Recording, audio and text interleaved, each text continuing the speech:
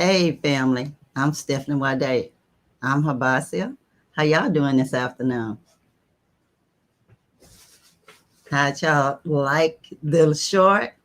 It was just a breaker, a mood breaker, and an intro to what I'll be talking about today.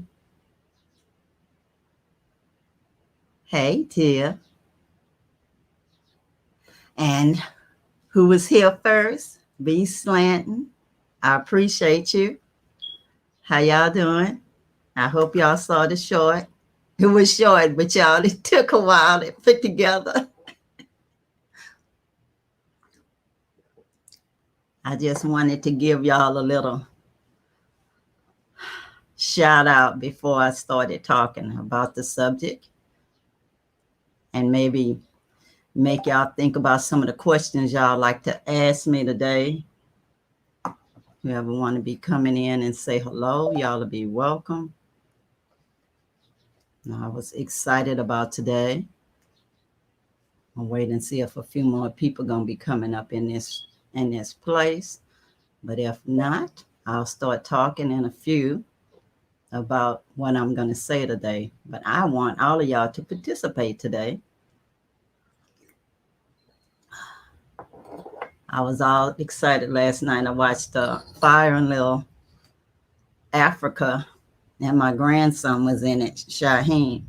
He's an artist. He's rapping, and he actually got to end the show with his rap at the end. I was so proud of him. But anyway, how y'all been doing this week? Is my mic okay? Oh, thank you, Tia. Thank you so much.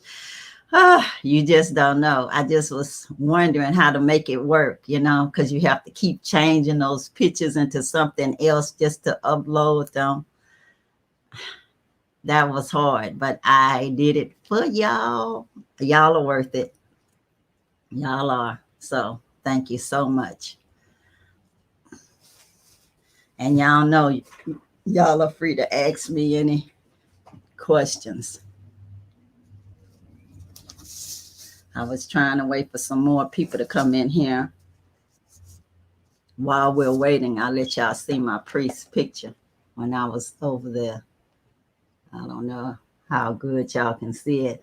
I know I put it on the community page. He's a traditional priest. There you go. Hopefully you can see his face okay. Oh, y'all. Okay. And y'all see the way that he has that powder on him?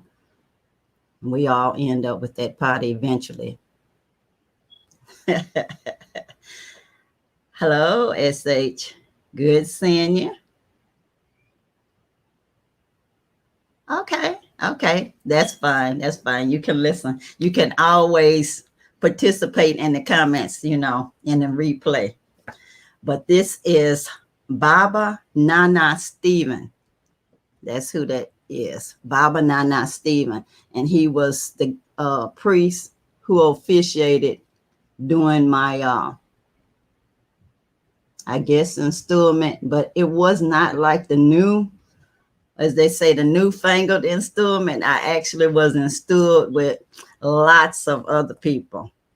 And they were Ghanaians mostly. Some of them came from the diaspora, but they were already Ghanaians. I believe I was the only one from the diaspora that didn't know anything about the ceremony other than what my Ghanaian son at the time was telling me.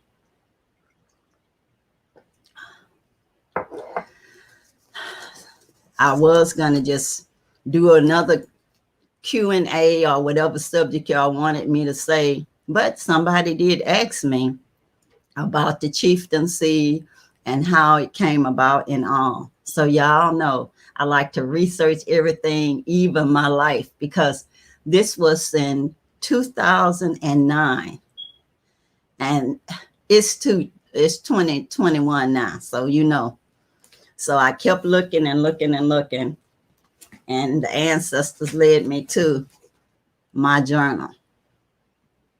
So actually in this journal, I actually wrote in here steps to becoming a chief. So it's all in my journal. And then I'll be reading from that journal for y'all, for you guys. I'm just trying to wait and see if any more people would be coming up in here. But I will be going down the line telling everybody hello again.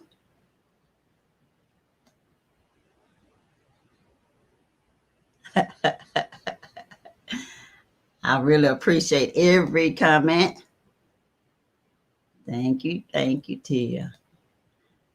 I love every comment y'all put up here. Makes me feel good. Y'all make my day.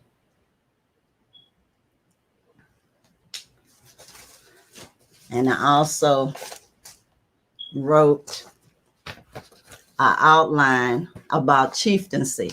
So while we're waiting for other people to come, and even if they end up not coming, y'all, you know, people end up having other things they have to do since it's Sunday, even during COVID. I understand that. So I'll start off with what I was going to do second. I'll save the journal reading for a little bit. This is actually about the business. The business of the chieftaincy. I'm learning how to put this stuff in front of the camera. But anyway, it's about the business of the chieftaincy. And now, why you see all of these people lately becoming chiefs and all, you know, I think it's just business, y'all. Like they say, it's just business.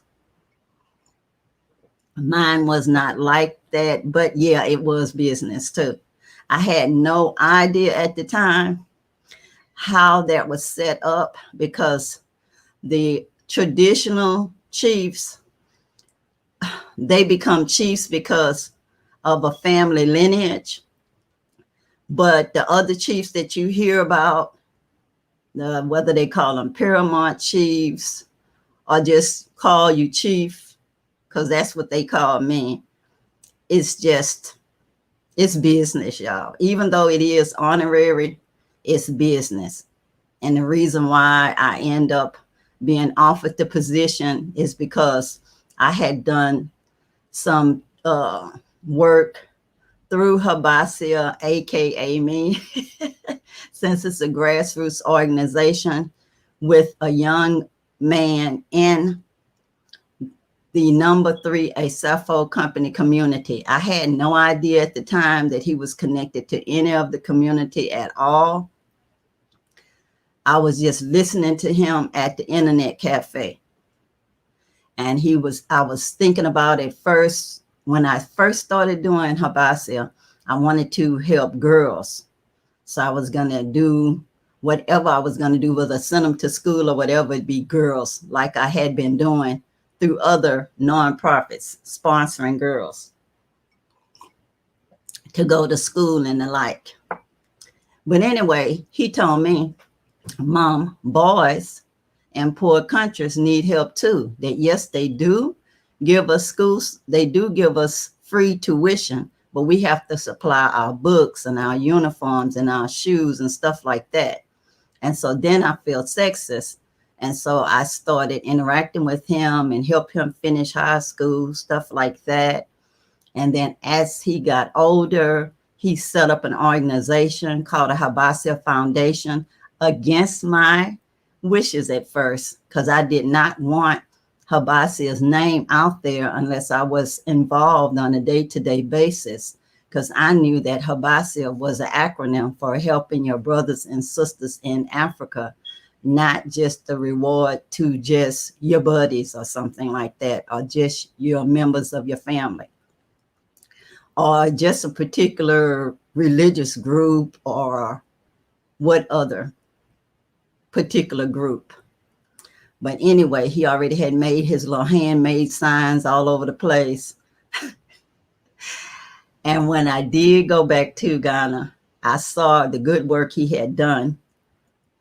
In fact, he was sending me pictures of little kids sitting on the floor and everything, doing their little homework. And I just felt so sad for them not having desks to write on and stuff. So I made sure that they had desks. So got carpenters to make them desks and stuff like that. Then later sent some of the little kids to school. And when I was in Ghana to stay for a while, we went and registered Hybasiaorg Foundation as a nonprofit in Ghana. And one thing led to another. I was not expecting anything like any chieftaincy. I never did it for that reason. And I'll read out of my peace and blessings, Miriam. Thank you. Yeah, I never did it for any reason, you know? So that's one of the things that I wanted to say when people was asking me, oh, how do people become chiefs? And it's like, it's not about that. You're supposed to do it because you motivated by the ancestors or whatever. It's just the right thing to do. And if it happens, it should happen. Because that's why I did look up things for y'all guys. And then I said, the ancestors are calling. You're invited to the feast in the motherland. Come and be humble. That's how you get to be anything. You come and you be humble. And this is the reference, y'all. And not to say any group has anything. This is one of the things that just came into my mind when I was thinking about chieftaincy. And it was from Proverbs. It says, do not exalt yourself in the presence of the king. Do not stand in the place of great men. Say, for it is better that he says to you, come up here, then you should be demoted in the presence of the prince, even what you have seen with your own eyes. So far as I'm concerned, you do the good works because it's the right thing to do. Hey, go taste and see. How you? Yeah, you do what you're going to do for whatever reasons, whether the ancestor motivated you or you think that it's a good thing. And if it is for you, if the ancestors want you to have it, someone will just offer you a chieftaincy to say thank you, you know, or they will ask you if you want to be a queen mother or something like that. Okay, so we have a few more people in here. So I'll talk about the business of chieftaincy, and then I will read from my journal and let y'all see exactly how I was feeling, because I actually wrote in that journal not too long after it happened. So it's all the stuff that I remembered at the time, which is way more than the stuff that I remember now. Okay, I said good for the chieftaincy is good for the economy. And I'm talking about the honorary chieftaincy that I did, because you have to provide t-shirts for people, actually t-shirts like they're your cheerleaders. You don't even know these people. It's just random people. And you have to get t-shirts with your face on it. And that's that picture that says Safohene, Ekua, Mansa. That's actually the front of a t-shirt. And they just randomly give it out to people. And you have to bargain with your elder on how many t-shirts you can afford to give away. And so that turns around and gives a lot of people. Hey, Rob. Greetings from Oklahoma. You know, I used to live in Tulsa, Oklahoma. So, hey. Oh. But anyway, these t-shirts, you wouldn't imagine you're employing somebody, lots of people, because somebody has to sell you the t-shirt, and somebody has to print up those t-shirts. So it's part of a business. And then you have to rent jewelry. So you see the jewelry I have on now. Guys, y'all know I got to learn how to stand in front of the camera. But anyway, you can see it anyway. And this bracelet.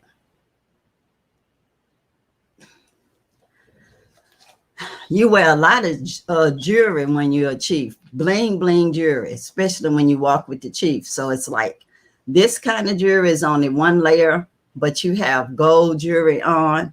The ones that have been chiefs forever, the traditional chiefs that they inherit their positions from their fathers or their mothers, they'll have the real gold. But I had some pseudo gold and some real gold. But the real gold, unbeknownst to me, was rented. Like even my earrings, you know, so I didn't know. But somebody was making money off of it. Then my dress, the elder told me my dress was green. Well, not green, but my color was green. So just say the ancestors told him that my color was green. So then I went to the dress shop, dressmaker, whatever, and she knew, because she was a Ghanaian, and she knew, since my color was green, what would be appropriate, because I wanted her to have it made for me, because she had seamstresses there. So we actually picked the fabric, and they made the skirt and top that I was walking with the chiefs with. So that was another set of people working, you know, selling the fabric, designing the outfit. That's employing all those people. Then I had to get the crown made that you see me wearing, and looking sharp with the crown. That was made on my head. They put the paper bag on my head first, and then they sewed yarn onto my hair. And then it had to be cut off after I got done walking. And it was fine when they first put it on, but it hurt afterward, you know, because the sun, as the sun is shining on your head, that crown adjusts. It keeps readjusting because you're sweating.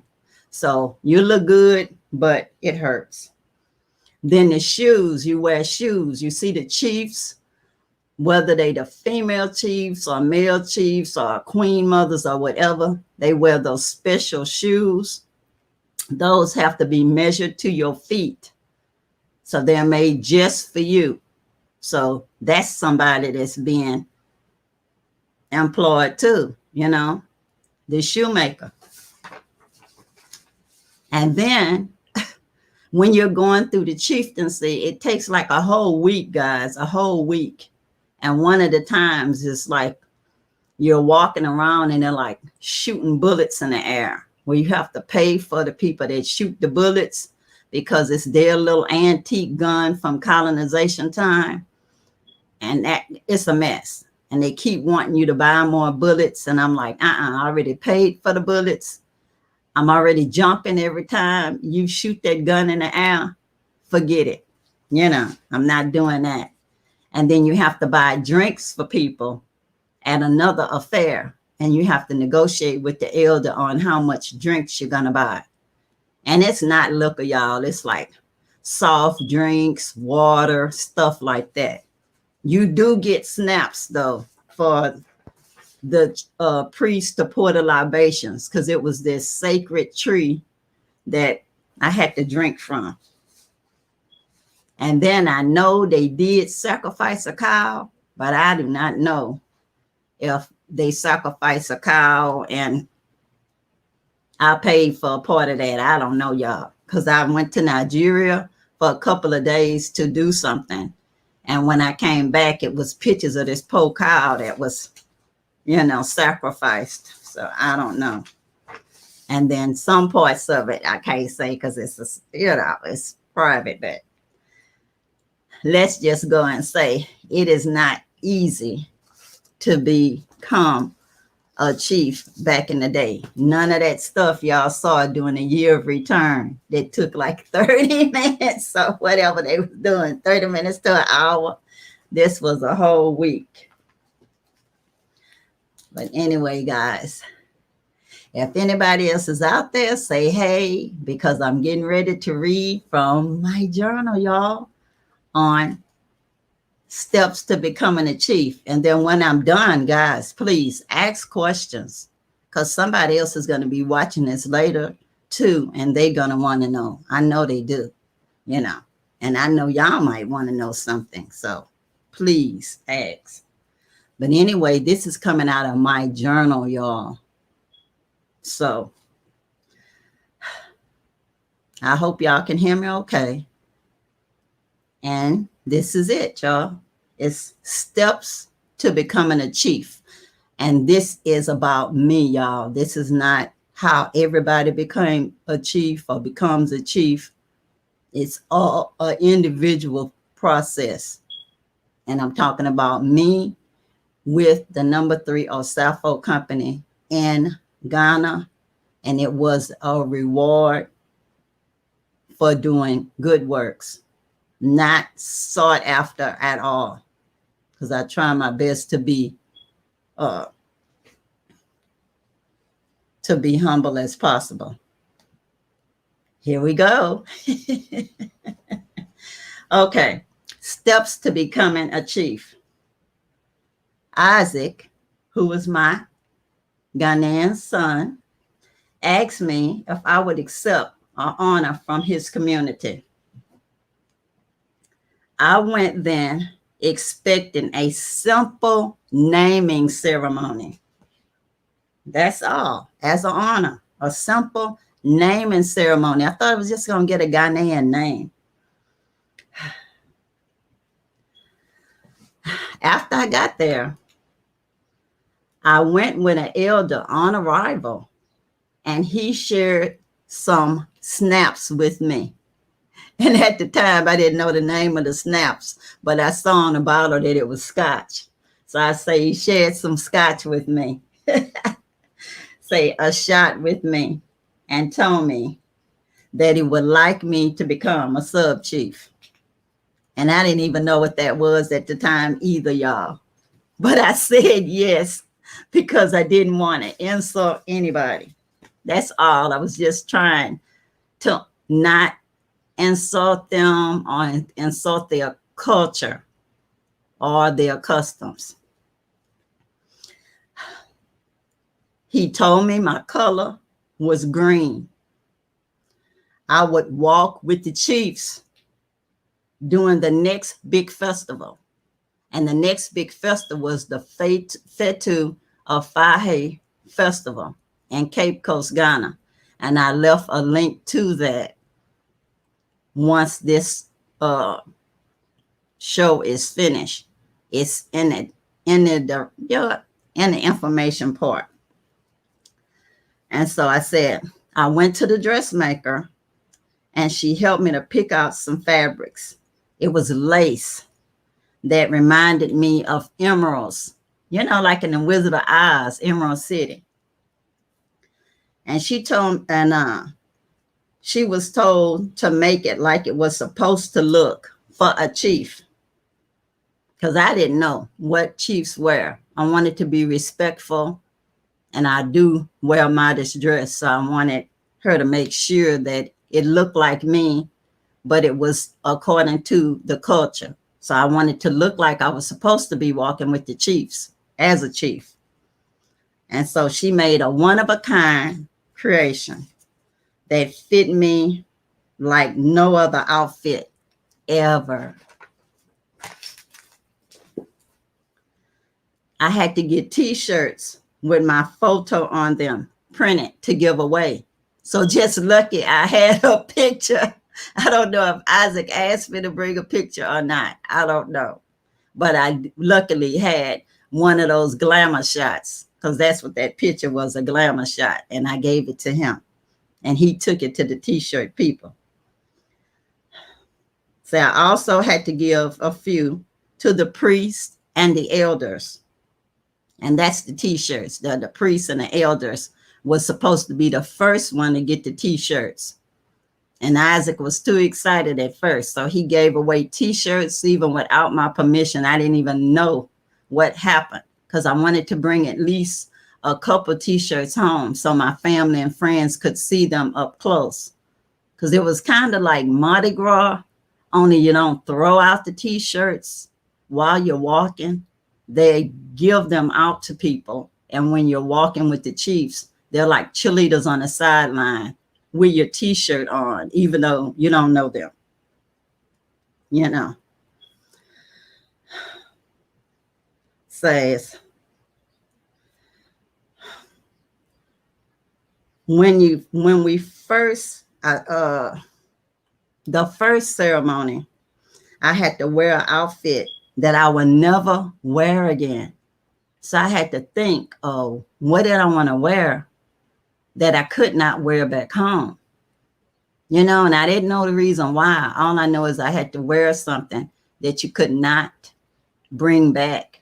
So somebody had given me a dress that I really wasn't that crazy about, that I had to get altered. So I said, you know what?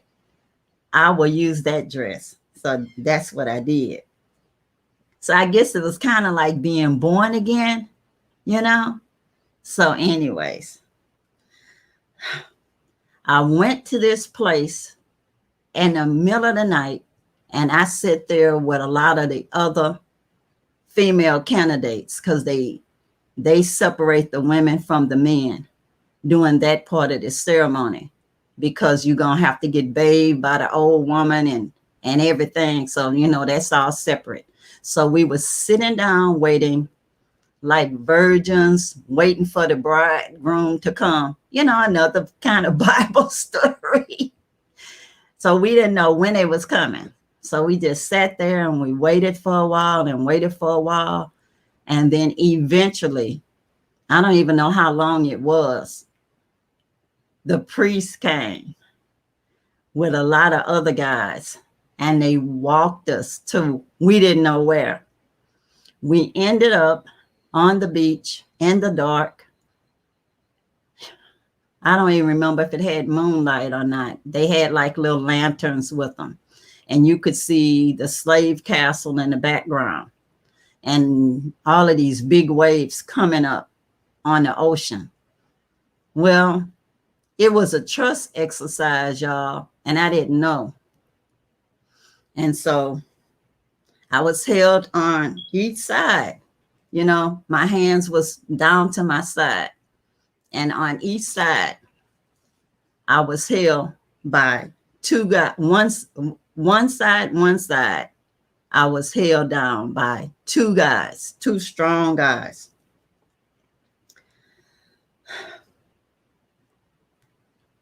And it was like, one of the guys was telling me, don't look back for me now. Don't look back. And as the waves come rushing upon you, you had to just stay still, not look back. Because you know how Lot wife, you look back, you turn into a pillar of salt. So anyway, I said, oh, I'm not looking back. Believe you me, I'm not looking back. So anyway, after a while, the priest said she didn't look back. And I mean, I had got hit by the waves for about 3 times. And then the priest said, let her go. And then I came on out.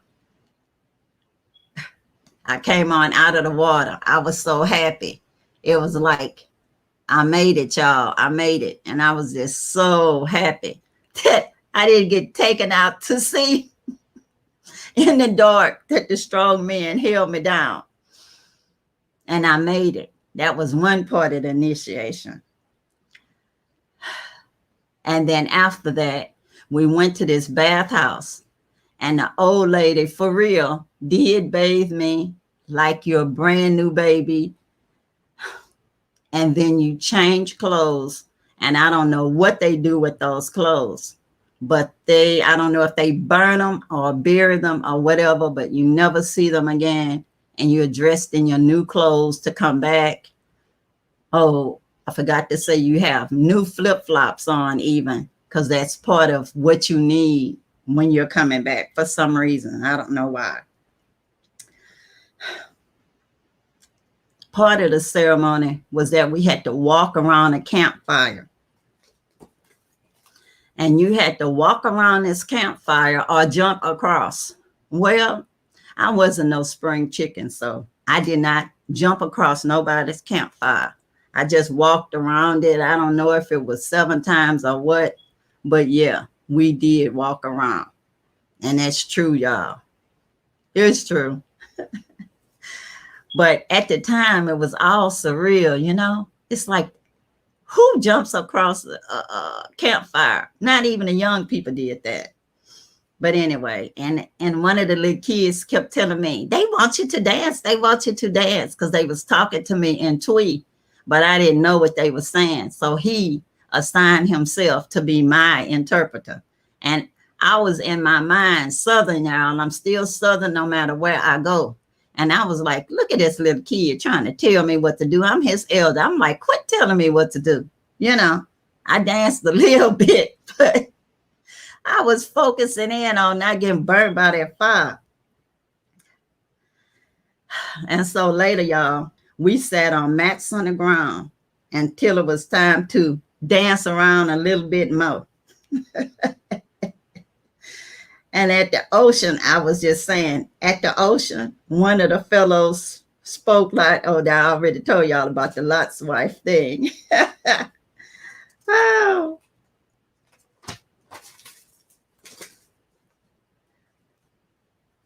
Okay, it says, I went to the bathhouse. They bathed me. Yep, because I wanted to make sure I didn't forget anything, y'all. Okay, this is what I forgot. After the old lady bathed me and was putting on clothes, I had to put on a waist bracelet, you know, but it was more like a string. So a string was tied around my waist and ankles. So a string tied around my waist and ankles. I was dressed in new clothes after they washed me with soap and water. And then they put that white powder on me, like the priest, that white powder.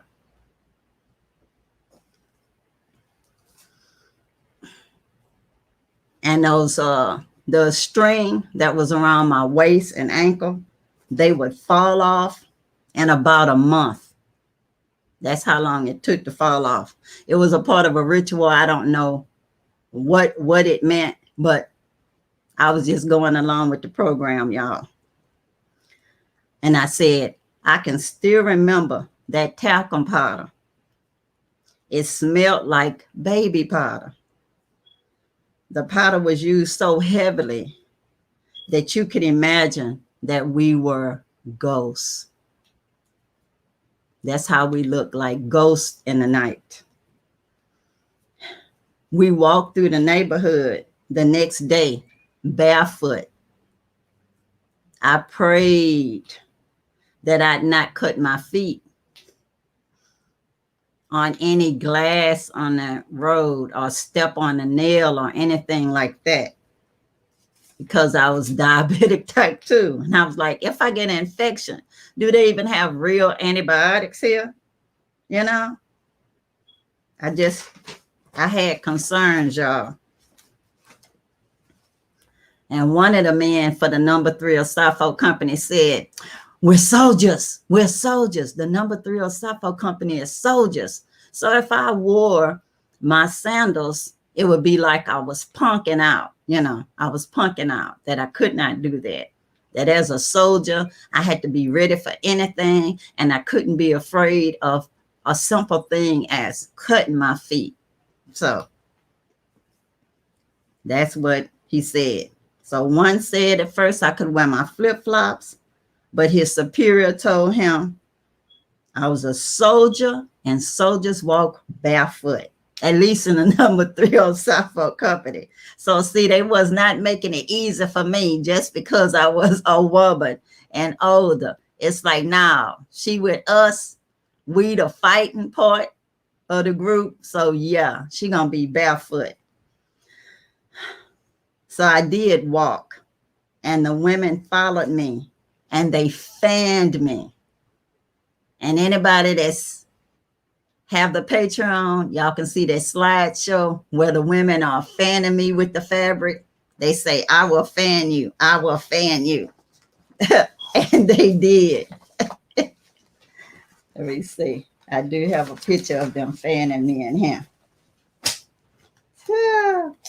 But yeah, I had no idea of what they meant when they said that. But I found out, guys. And that's all they was simply talking about, is that they fan you.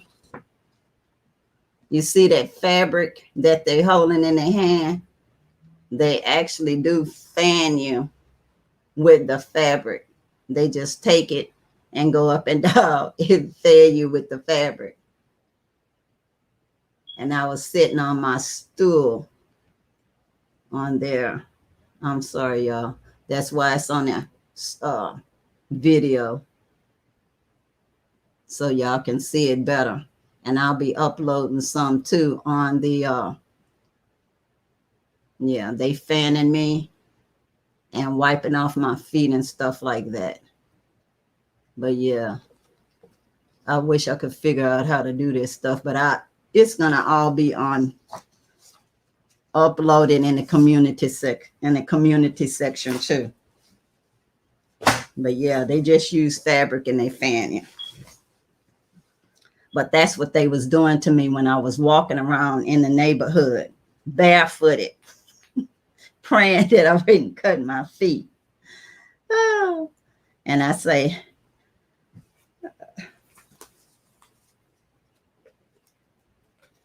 yeah.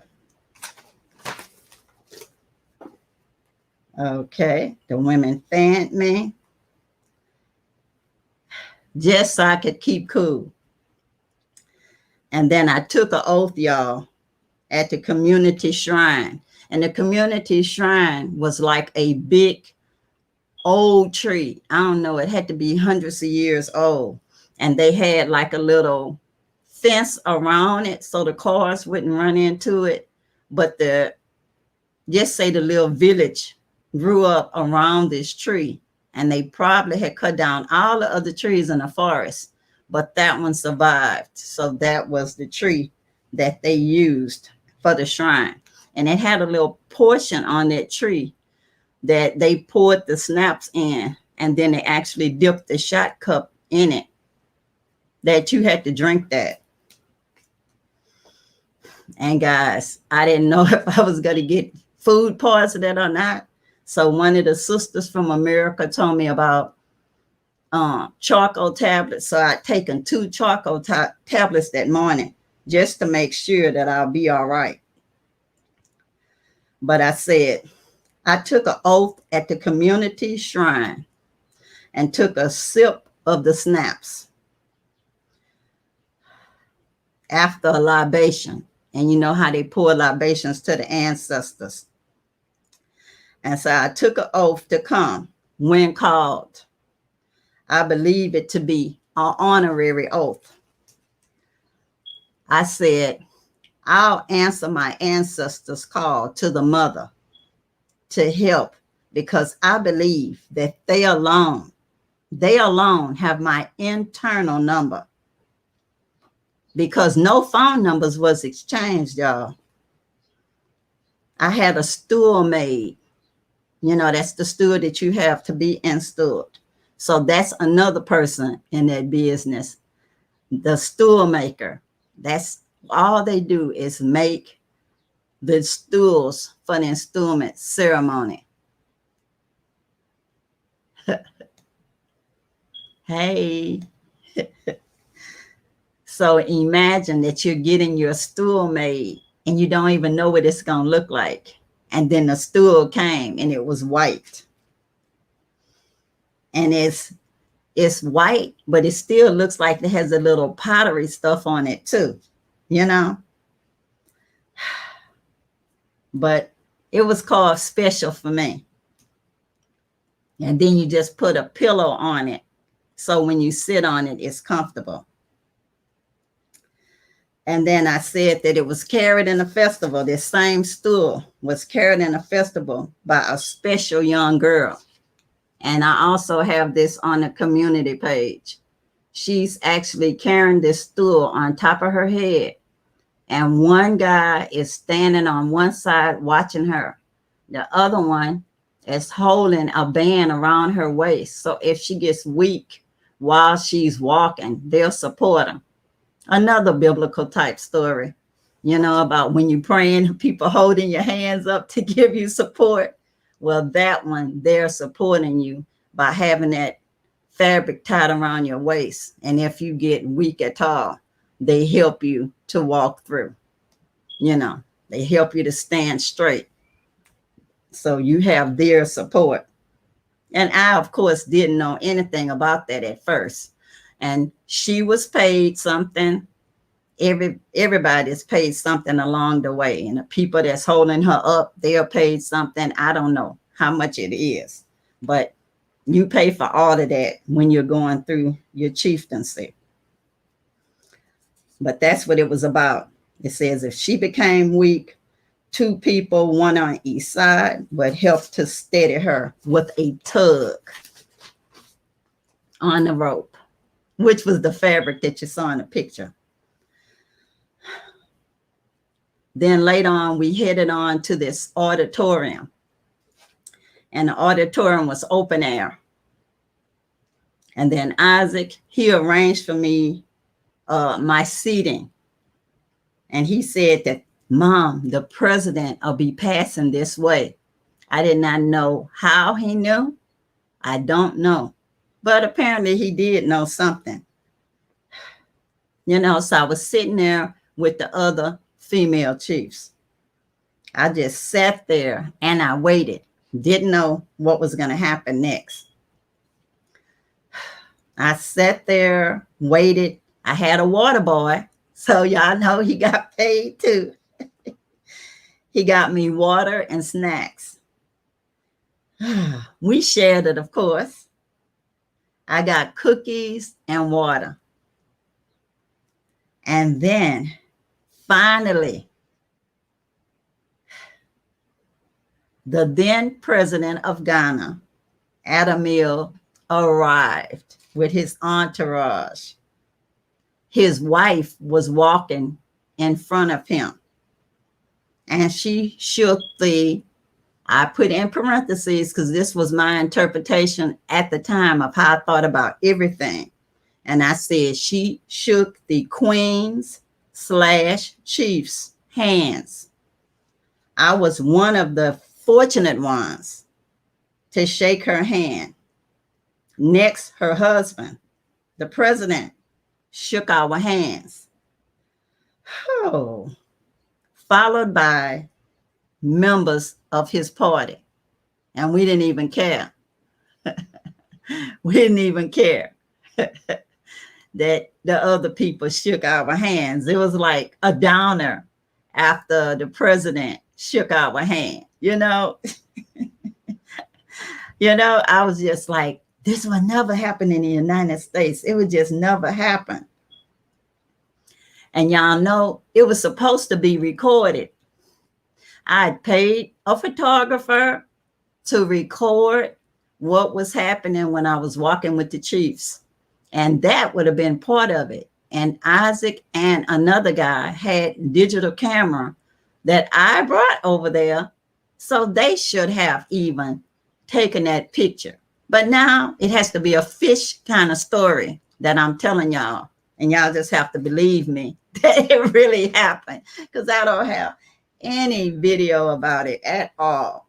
I end up with a video that had nothing at all to do with that, honestly. The only thing I have to prove anything is this newspaper that came out that was a composite, and that'll also be on the community page. And I uploaded it already for my patrons.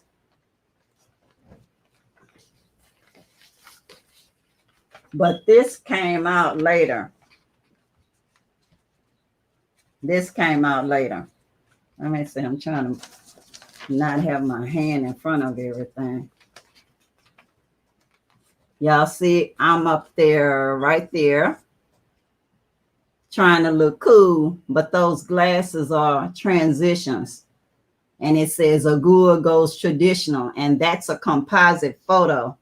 But you see, I have my crown on my head, looking just like all the other women. This sister here, this one, she was initiated with me. She came from Britain, and she was so emotional during all of the ceremony. But I was just so numb that it was hard for me to look emotional, but I was. And that was definitely a composite photo. I was surprised with it by Isaac. He sent it in the mail to me from Ghana.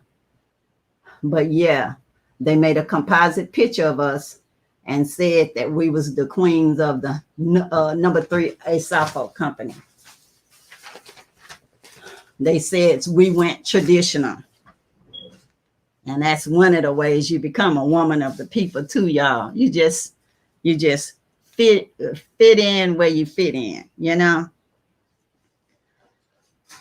But anyway, that's what I was saying. It was supposed to be recorded, and I don't know what happened to Isaac and them, that it didn't happen. And I showed y'all the newspaper. And I'm telling y'all, becoming a chief was the highlight of my life. I consider it like a once in a lifetime occurrence. I can walk with the chiefs in Cape Coast, Ghana. And there's stories for other days of why I'm not associated with that guy anymore. So that would be a story for another day, and only as a private story with my patrons in the Gambia when they come visit me, because I do not want any international stuff because of something that I said, because once it's recorded online, it's just permanently out there in the universe, and I don't want to do that, because I'm telling you, it was the highlight of my life for the president's wife and then the president to shake my hand, because that would have never happened in the United States. And as for somebody recognizing you for what you think of as small, but seems so huge, is amazing, because I never thought, you know. And so now, as the Nigerians say, once you're a chief forever. So they call me Chief Madam SNwadiei, Queen Quit. She's the chiefess of the Gullah Geechee Nation.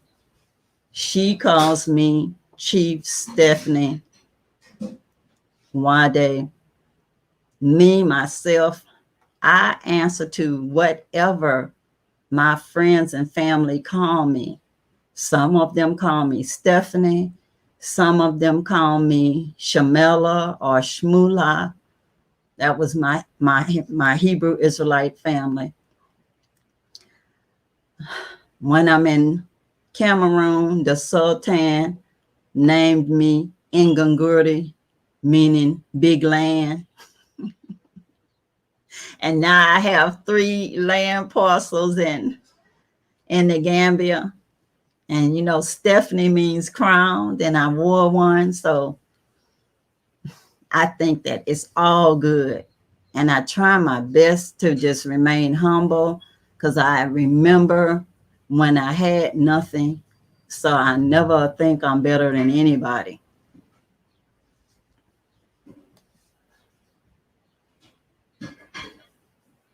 I'm glad you thought so. Go taste and see. I try my best to be humble, because, you know, I remember when I was poor. I remember when I first got married, and I got pregnant like on our wedding night, you know, And we didn't have insurance because the insurance that my mother had on me because I was in college didn't cover me as a married woman. And my husband didn't have insurance on himself. So when I went to the hospital where he worked as a nurse's aide when he was going to pharmacy school, they wouldn't let me get in the clinic program. They said he made $8 too much. You imagine? $8 too much. And I cried. And one of the ladies working there said, you know, you can go to the private hospitals. They have clinics with a sliding scale. So since I was Catholic at the time, I went to the St. Joseph Hospital in Houston and they took us in.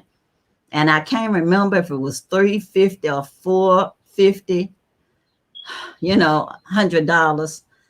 And you had to pay that by your 7th month. And my husband was working as hard as he could to pay the little $23 a week rent.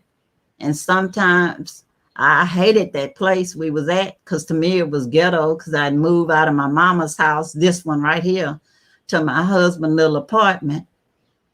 And I complained so much and found a place behind the barber shop and the beauty shop. And it was $3 more a week. And he said, but Stephanie, can we afford it? And I said, I don't know if we can afford it, but I hate it here. I hate it. And so my mother sometime would give us her quarters, nickels and dimes this road so we could pay the rent. Because it was every week we had to pay the rent. And he got paid maybe every 2 weeks or every month. So I remember that. And I remember going to the hospital. I'm glad you like that picture. I remember going to the hospital and having my baby. And I remember I didn't have informed consent. You know, you're supposed to know what's going to happen to you before they happen to you. And the nurse was so nice, I thought, when I was in labor with a little fat hand. She was like feeling my face and it felt so good. And then in the delivery room, I'm already crowning my baby's head. She said, inhale, honey. And I inhaled. And the next thing you know, I was knocked out, y'all. And they told me during labor that I was going to have a girl because of the heartbeat, which was just a myth, you know. And then I end up with a baby that didn't look like us. It didn't look like my husband, didn't look like me. At least I didn't think so. And I thought my husband was Kunta Kinte. So I thought his DNA was supposed to be just jumping out there, you know.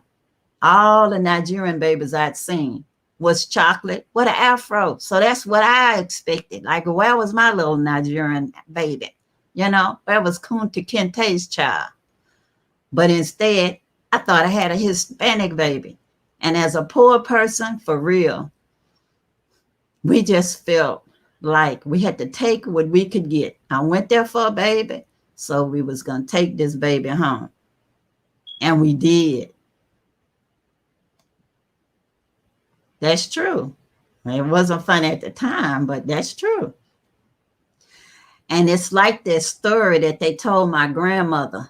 A guy went to court for child support, and he told the judge, but judge, he ain't my son.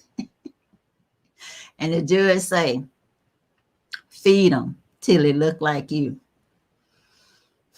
And that's how it is with poor people, y'all. And I remember that.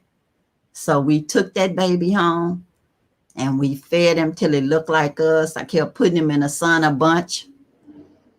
And he ended up looking like us. Even my ex-husband relatives, they decided that he was their son too. They said, you see the knot on the back of Dominic's head, which is what the baby was called at the time.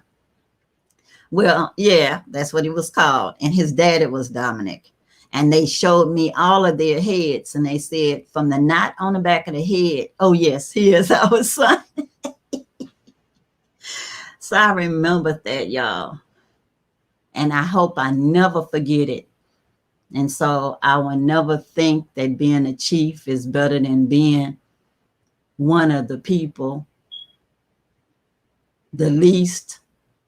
Like they say, whatever you do to the least of my brethren, you do unto me. Well,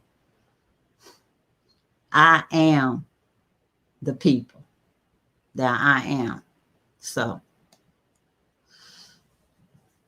to me, when you go to the motherland, just imagine yourself as the poorest of the poor, and then you can't help but treat somebody like you want to be treated if you was in that position.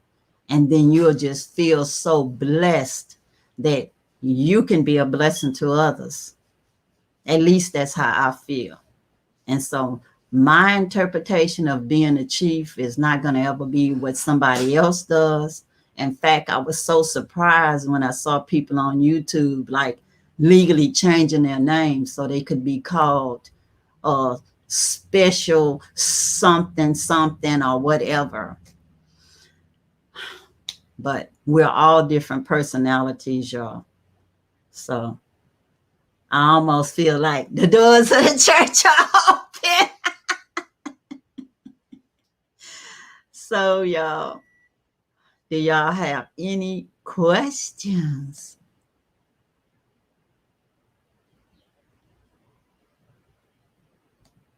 Uh-oh. I'm trying to get this little clipboard thing. I hope I'm not blocking up the view. Okay. Let's see.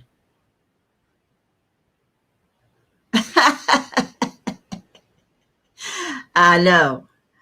Creole genes do creep up on you, and I am Creole. As y'all know, I'm Creole. But you know what? My mom was high yellow. So not that it was something different, but I just thought African genes was tougher. I just naive, y'all. I didn't know no better. I didn't know no better. Yes, I was going to nursing school, but I didn't know no better. I actually thought that my baby was going to take what I thought was dominant. I thought that African genes were dominant because you think that Black is a dominant gene, but not necessarily. Because in my case, my son took after my mother, not my husband, not for coloring or anything like that.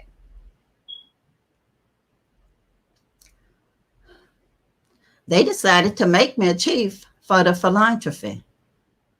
You might have came in after that part of it. But yeah, that is the only reason, because I helped I helped Isaac to go to school, and I helped him once he founded the Hybasiaorg Foundation to send several young girls and boys to private school. We getting their uniforms, paying their tuition and all things like that. We had an after school program where the children actually did so well. All of their grades went up from the after school program. So it was lots of things involved with the philanthropy. But when I did it, y'all, I promise you, I never was doing it for any chieftaincy. That was like the farthest thing in my mind. And I just accepted the chieftaincy after years of being associated with the Hybasiaorg Foundation in Cape Coast, Ghana. They wanted to offer me the chieftaincy as a thank you for being a woman of the people, a member of that community. Well, thank you.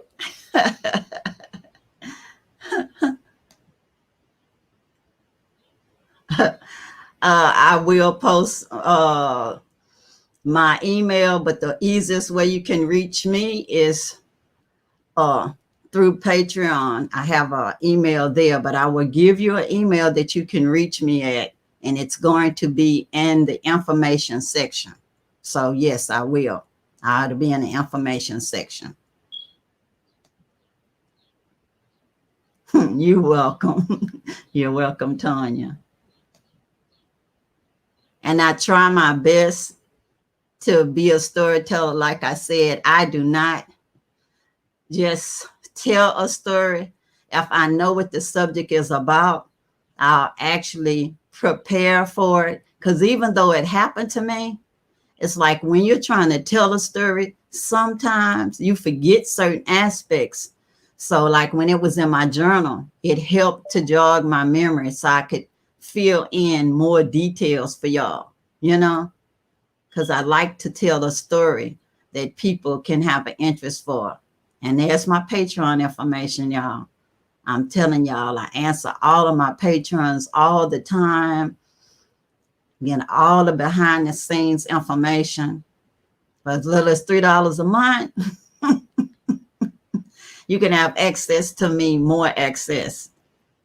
Because when I go back to the Gambia, that's who I'm going to be interacting with on a daily basis. I will post on YouTube, guys, but the majority of my behind the scene interactions will be with my patrons.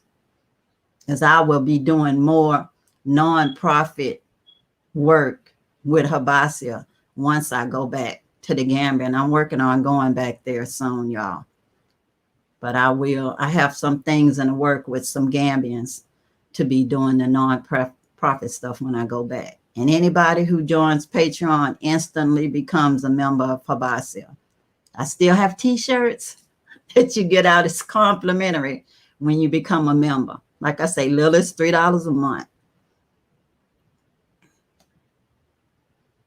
I'm trying to figure out all of these little things, y'all.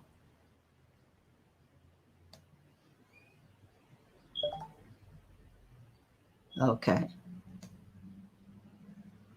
And there's my PayPal.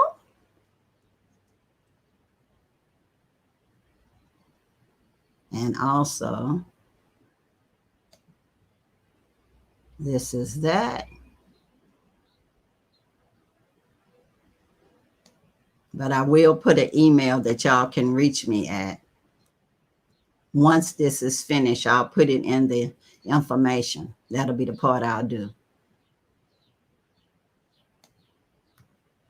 Did I follow the students you helped? Yeah, I did. One of them is a rapper now. He's a rapper. And I didn't even recognize him because, you know, once people are grown, you don't even recognize them. And I was like in the mall. I was in the mall. Oh, hold on.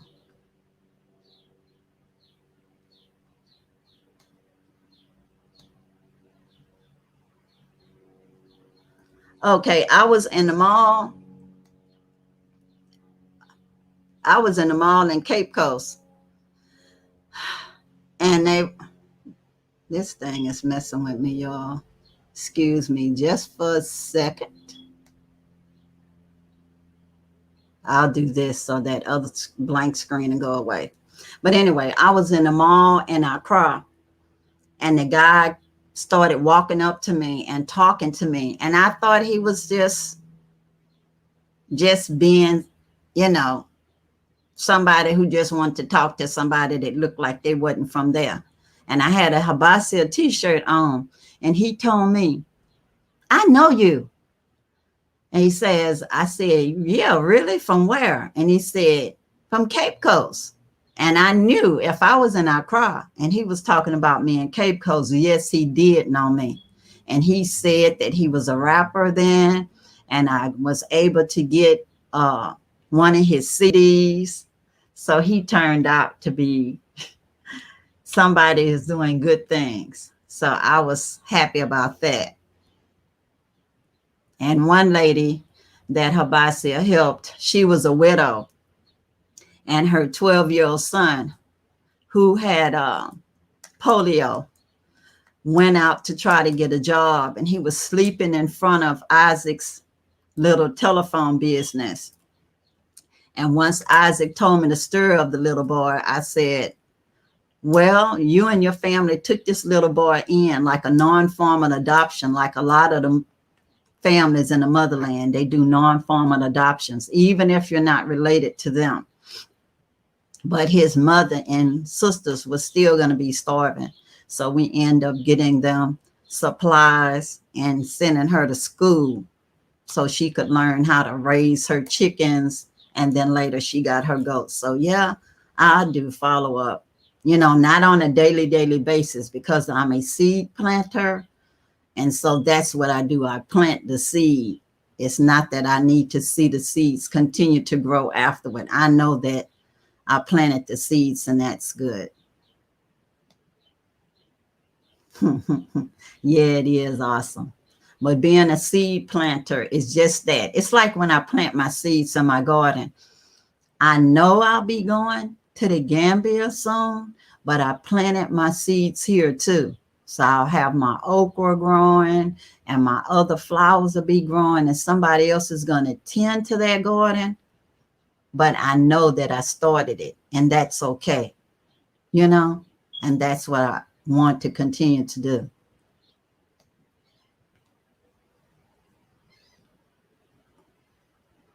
Here's the link, y'all.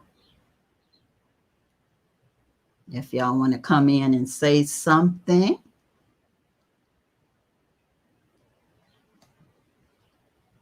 But yeah, I try my best to just be me.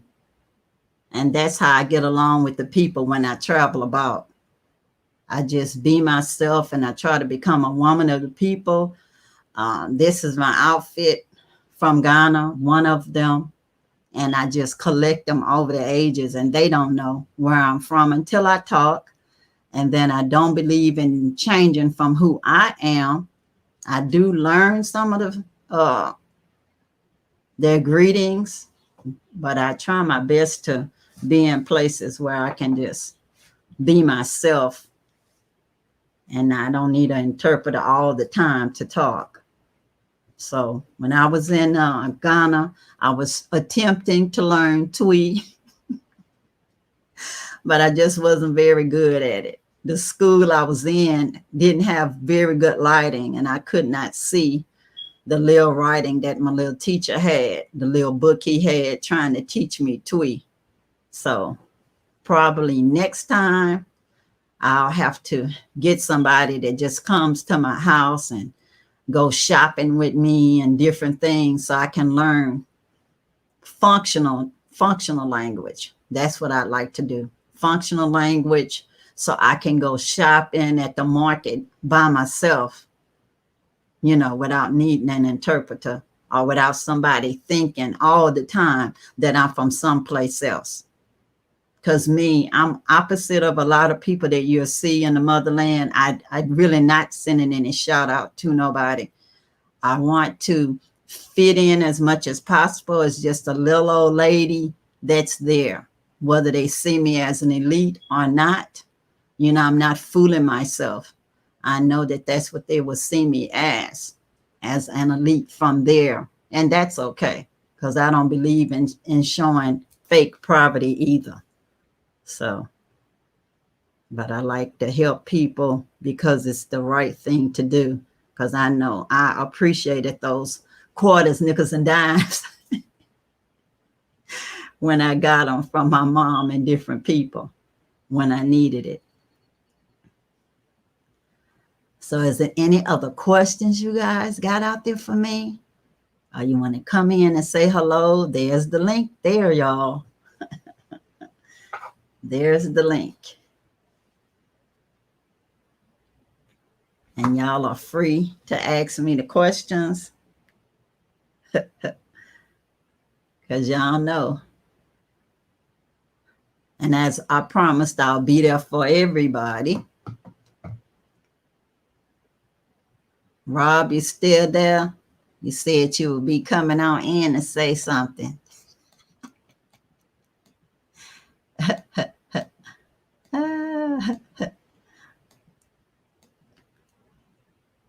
And Zena, I want to say something else about this. I have relatives in California, and they actually passed from back in the day. And I remember I went to a funeral with my grandmother, and she told me that those was our cousins, And I said, Mother, who's those white people? Because it was at a funeral. And she said, yeah, it was our cousins.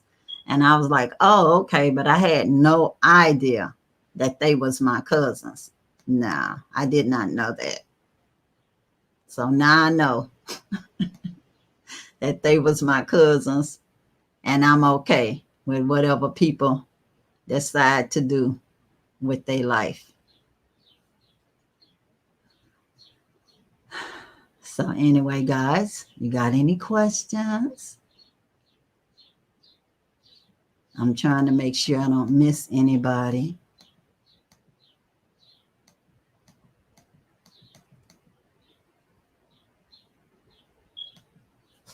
Let me see. I'll put an email up here that I answer all the time.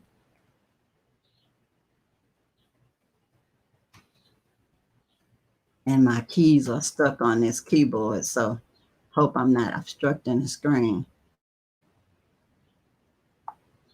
when I'm typing this in.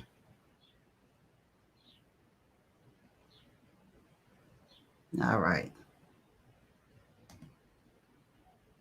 There you go. There's an email for anybody who wants to email me. I appreciate y'all being on this live. I'll definitely answer your email. But when I go back to the Gambia, I'll be doing special events at my place with my patrons. But I'll meet everybody else at Mo2 on Sunday. That'll be my little thing to do on Sundays. Meet anybody that's a subscriber at Mo2. But my patrons will be able to come hang out with me at special events at my house.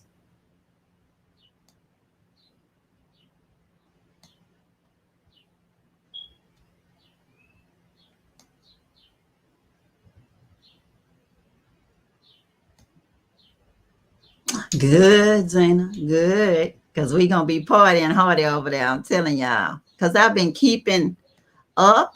I've been keeping up with my friends in the Gambia. In fact, this morning, one of my friends called me. It was probably like 3, 4 o'clock in the morning. And then she hung up. And I'm like, what's going on? And so I thought something bad must have happened, And imagine that you're trying to reach out to somebody and they don't answer your call because she let that phone ring a while. And so I stay up at night sometimes because I used to work 7P to 7A. And so all I did was pick up the phone and call her back. And we talked on the phone for about an hour or two on WhatsApp, but she lives in the Gambia now. And I'm telling y'all, it was like, oh, Lord, I have to do my live at 1 o'clock. I didn't want to get her off the phone since she really needed somebody to talk to, But I was a sister girl for her, But I knew I had to represent with y'all, and I'm glad y'all showed up. And I know that this is being recorded so the other people that maybe had to go to work or church or wherever else they had to go, they still can see this information later if they had a question for me in regards to that chieftaincy title. And yes, I'm a chief forever, but I'll answer it if people call me that. Because it's just not in my spirit to tell somebody to call me that when they're addressing me all the time. Whatever is in their spirit to call me, I'm good, y'all. And I appreciate any and everybody who's joined Patreon, because that actually helps me to know that when I'm in the Gambia, that I have people that support the good stuff that I do.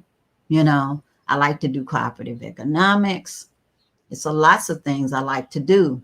But me being so African centered. I think the South is like being in a village, at least in Texas and Louisiana. It's like being in a village. And sometimes you inherit the compound house and you have to still take care of your responsibilities of the family. So that's why this house is going to stay like it is. And when I have support, I know that when I'm there, I don't have to worry, that somebody is like holding me on each side, that they had a fabric wrapped around my waist. And if I get weak, they help me to stand up, even if it's just giving me emotional support. Because imagine when I'm in the Gambia and some of my patrons come and we make the arrangements so I could pick them up at the airport, with our drivers and stuff like that, and that they meet my friends and they can meet some of the people that I consider my family. And that is a nice, cool adjustment that I personally don't want to get involved in any big industry, that I like to just keep stuff intimate, that I'm a solo traveler and I make friends easily when I get to where I'm going. But I know not everybody is like that. So hopefully I can make the landing easier for the next person coming. Like they say, I go to prepare a place for y'all. And that's what I plan on doing. And when I get back, y'all, I'm working on getting that architect to build my roundhouse. And yeah, y'all, I am motivated all the time by roundhouses. I have journals full of me talking about a roundhouse. A roundhouse. It's not going to look exactly like this, not in the least, but it keeps my mind focused on what I want to do. So I want to be in Jambon Jelly with my roundhouse, and I'll be able to build another house and another house and eventually have a compound like Mama Africa's, where my patrons can come and stay and enjoy when they're there, and have all kind of options available that you can do while you're there. So I feel like I go to prepare a place for y'all, and I'm working on it, y'all. My car is paid for. I'm just waiting on the title to come.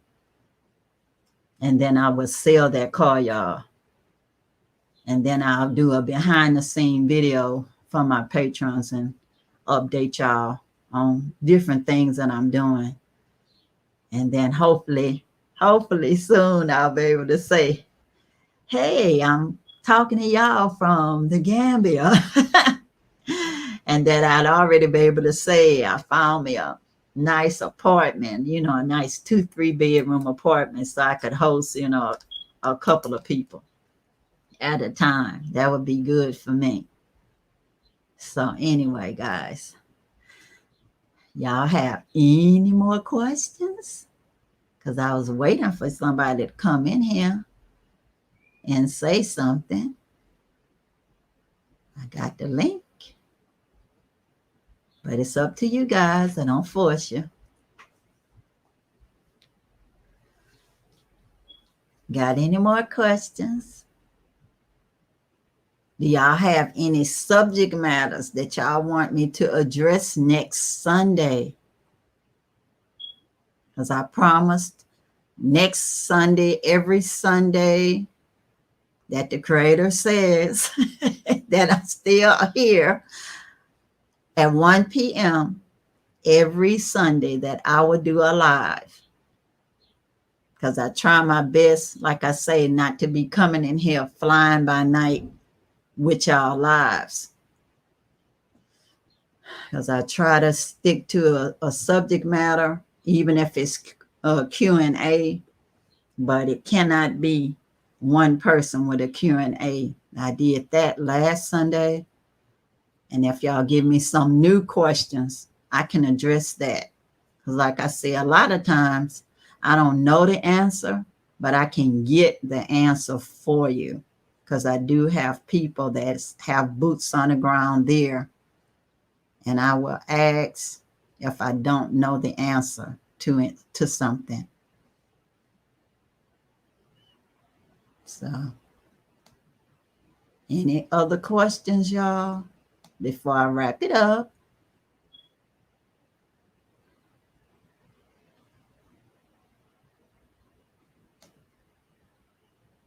Because I'm here for y'all, but I know y'all busy too. So, do y'all have any questions out there that y'all want me to answer, whether it's on chieftaincy or anything else? Because I can talk, it's just that I need to know what y'all need to have answered. Because if not, y'all, I can be wrapping it up. And y'all know, if y'all are Patreon, y'all can just go to the to my post, and I have a slideshow where y'all can see some more behind the scenes photos from the time that I went to Ghana to become a chief. So nobody asking nothing? Okay, guys, y'all know what that means, right? Okay, the Chinese fish factory that was destroyed in a local fisherman in the Gambia. Sure, I can ask about it, because from what I heard, I'll ask about it. And then I'll see if they trying to rebuild that factory or not. I'll ask somebody who actually lived there. I have a couple people that I can ask and see what's going on with that fish factory. Because y'all know they had more than one fish factory over there. So when they burned one down, they still had like at least a couple of more, you know. And when they burnt down the fish factory, they also inadvertently burnt up some of the local fishermen's boats. And they don't be having money to replace those boats, you know. So it's like biting off your nose to spite your face, as my grandmother would say. Biting off your nose to spite your face. Dealing with these fish factories is something that's multi-layered, that you really need to work within the government so they can quit giving out these little easy contracts for whatever reason, because I don't know how they give out those licenses to go out and overfish the ocean, you know, because they illegally trolling the ocean. But I don't know who is responsible for enforcing the laws, you know. So I don't know, but I will ask some of my, as they say, my people in the Gambia, what's going on with the fish factory that they burnt down. So thank you so much for that question. I appreciate it.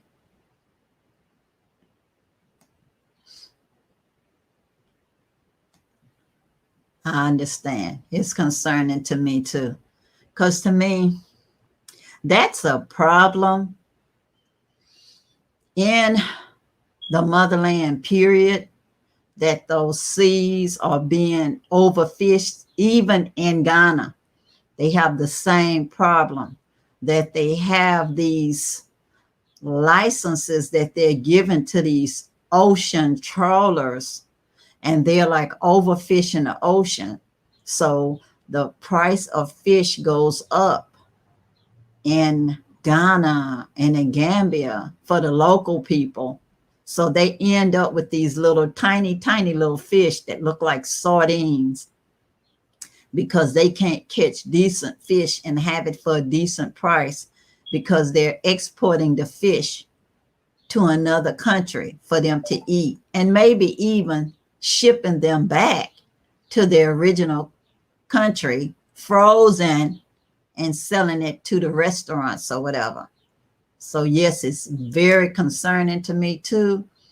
Even environmentally, it's terrible, but that's your governments that's selling out the people by by giving those leases to the people and not enforcing the little safety laws they have for the environment and not protecting their people.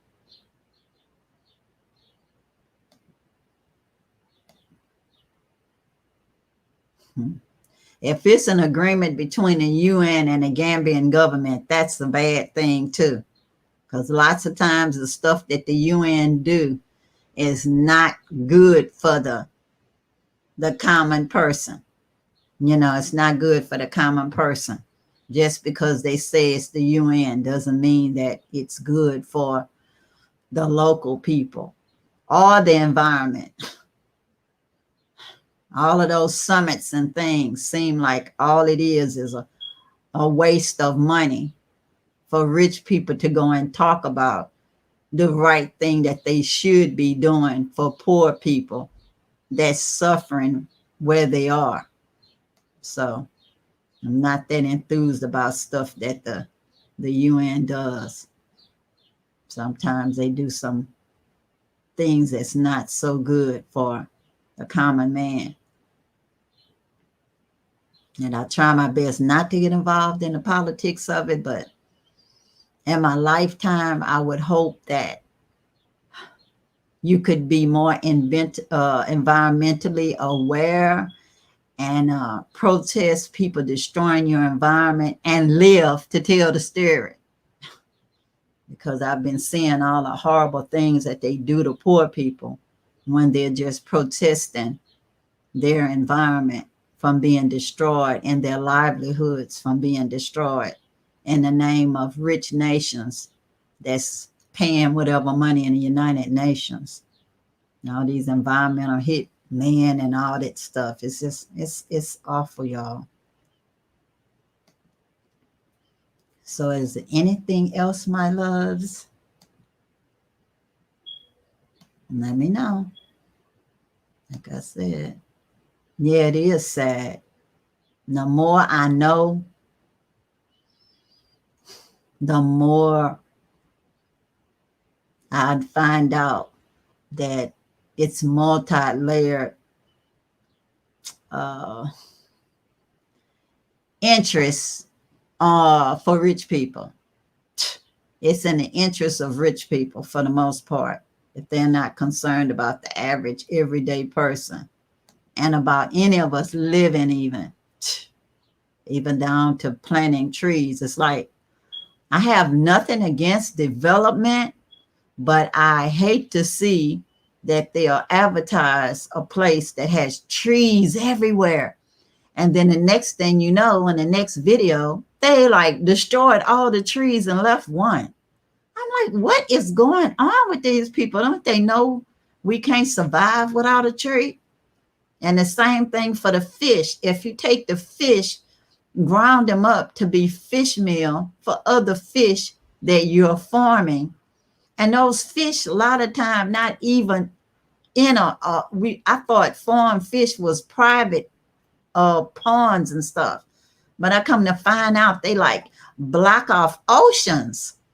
So just say the salmon can't go upstream and make their little salmons like they used to, and just die after they do the migration, that they like be stuck in one place, that they're capturing live sea creatures and calling it farming when it's not farming. Because farming, I think that's a commercial thing that has nothing to do with our oceans and lakes, but it actually does have to do with the oceans and lakes. So I don't know what is the answer. When I have boots on the ground, I'll have to see if I can talk to somebody that knows something and somebody that actually has some power to do something and that actually still cares, even though they have the power and the money, that if they don't want to think about it, they don't have to think about it. Because I would like to think, even when I'm no longer here, that people can get seafood and that it still be dolphins around. I know. I bought a lot of trees when I was in the Gambia, my friend Salif is taking care of them. Because when I get back, we're going to put up my fence and plant as many trees as possible. And I know that those trees is not going to be mature in my lifetime, but it doesn't matter. At least they'll be protected by my fence, which you can see through. I don't believe in all them little fence that look like prison. I can't take that, you know. But I will be planting trees as much as possible and encouraging others to do so and letting them know the value of a tree. And we need to breathe, and we don't need to be buying oxygen in a canister. That's just too much. But yeah, I don't understand how they can advertise property with trees and then turn around and cut them all down, talking about getting ready for development. Makes no sense. But I had no idea my land did not have trees, because when I saw the video of SNwadiei, it had trees. But like I said, do not do what I do, y'all. Not for that. Just wait till you get to the Gambia or anywhere else in the motherland. Pick your land. If you like trees, pick land with the trees on it, and make sure it's in a contract that they are not going to cut your tree down just because they're doing, just say, demarcating your land, that they can demarcate your land with the tree that's inside of your boundaries, that they can leave them alone, and that you will decide where you're going to put your house later, and let most of the trees stay if you are environmentalist. Yeah, because getting the land in advance is a problem. I'm only halfway through the process, and now I might have to do some stuff again, because the laws are changing, because the laws are trying to change, so we won't get defrauded over there by people that sell you property that's not clear. And I won't talk that much about it on the internet either, because people will get very defensive when you're talking about land issues in the motherland. So it's been real, y'all. I've enjoyed talking to all of y'all. And if that's it. Oh, okay. Okay. I'm with you. I'm with you, Tanya. I am afraid that Gambia will be overdeveloped. And I think the only solution to that is the people that's there when they're coming, if they have a good heart, a heart for the people, a heart for the country. And when they do buy their land, they will plant trees instead of destroy the trees that's there. Because I really don't care if they take the tree and turn it to a table or whatever else.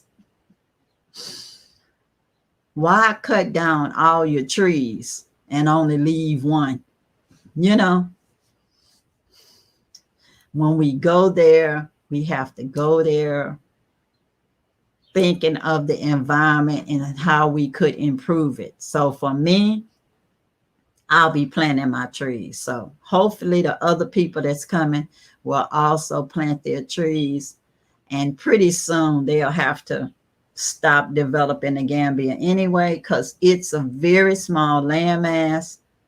That's why I say it reminds me of my hometown, Galveston. Even though it's called a country, it reminds me of just a big city. You know, that you can go from one end of the Gambia to the other end of the Gambia in a day without a problem. So it's only so much land they can sell. So that's also an issue that you have to be careful that the land actually is clear, because sometimes properties are sold more than once, and you don't want to be the person getting there and somebody saying that it's my land, and you end up in court about those land issues. So I tell y'all, please just wait till you get there. see the land document, make sure that the land documentation is clear, use a legitimate real estate attorney, somebody actually that lives there, that have a clear paperwork, has utilized. So I have somebody I'm working with for the paperwork. And I'm telling you, even with working with the guy with the paperwork, I still have to do boots on the ground, going to Banjul to find out what else I need to do to get that land cleared. And it's a process. So when I go back, I still have more process to do, even though I have somebody there acting for me. So it's not easy, y'all.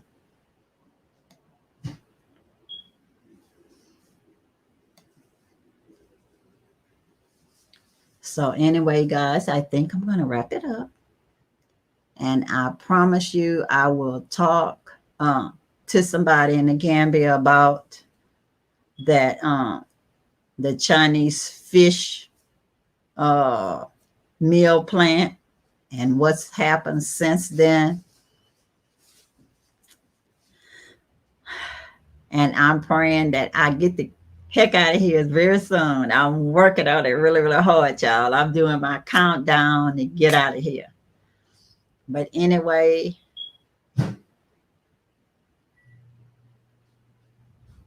let's say the development. Okay, missed it. Says the development is only around the coastal area. I know, but the whole of Gambia is coastal area, pretty much. You know, it's pretty much, coastal area. It's not that much that's not coastal in the Gambia. Even just looking at it on the map, the majority of the Gambia is coastal area. It's just surrounded by Senegal, but for the most part, it's coastal, and it's so small that it's not hard to get overdeveloped, especially with people saying, come, and they're coming and coming and coming, and it's only so many spots. I don't want to be displacing the people that's already there, because I've seen that happen in the United States, that after a while, the property values get so high that the people that actually live in there can't make it unless they're like working for the new people that come in and be their service. It's like, that's not my thought process, that I would move into the Gambia just to be an employer of the Gambian people.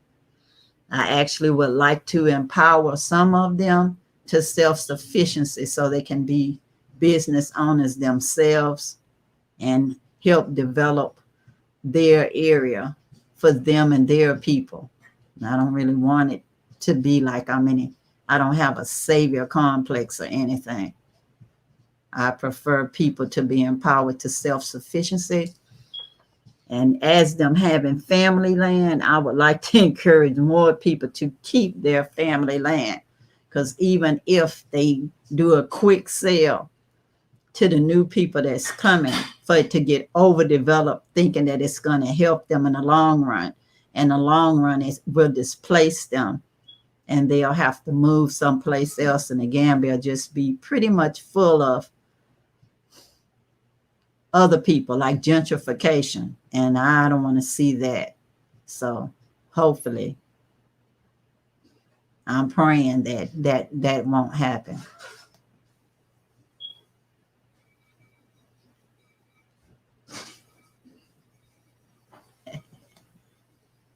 Hey, Dolly. No worries, no worries. This is being recorded, so you can always play it later. So no problem.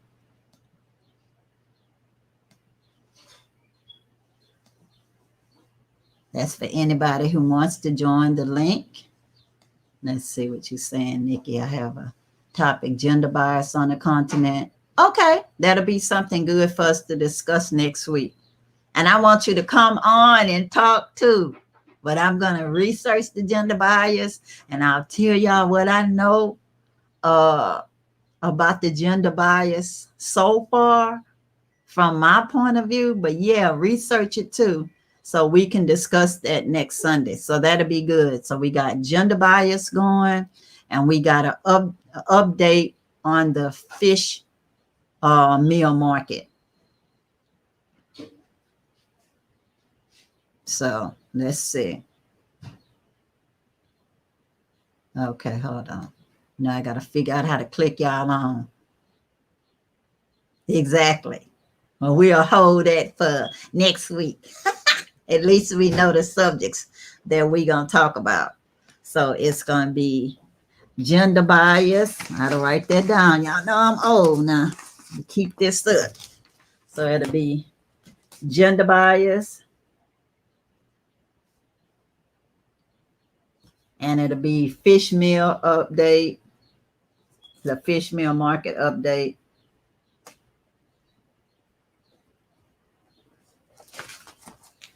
Because you're absolutely right. Sometimes it seems like women are not respected. And so that'll be a good one. So let's see. Yeah. We're going to talk about it in detail next week. As I'm telling you, sometimes when you're over there and you have power, people will address you as sir. Even though they see your boobs and everything, it's because of the power. And that is the reason why some people say that they should have called me Safohene Ima because I'm a woman, but they call me Safohene because I just believe that when they give you those positions of power, sometimes they see you as male, like, you know, with some of those pharaohs that were female and even wore the men beard and all of that stuff. So yeah, that'll be a great topic to discuss.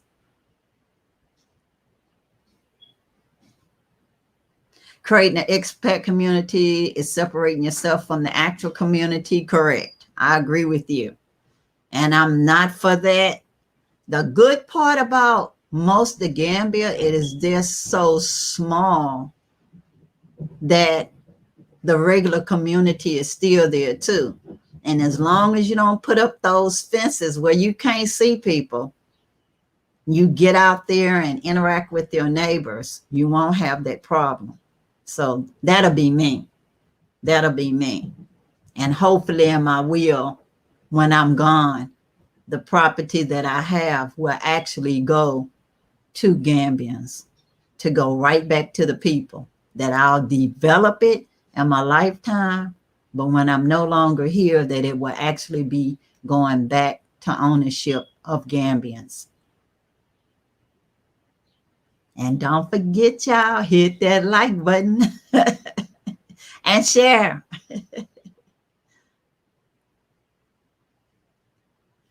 Says, especially with transaction and business matters, women get slightly whatnot, but that's here in the U.S. too. And have felt a disadvantage while in the motherland.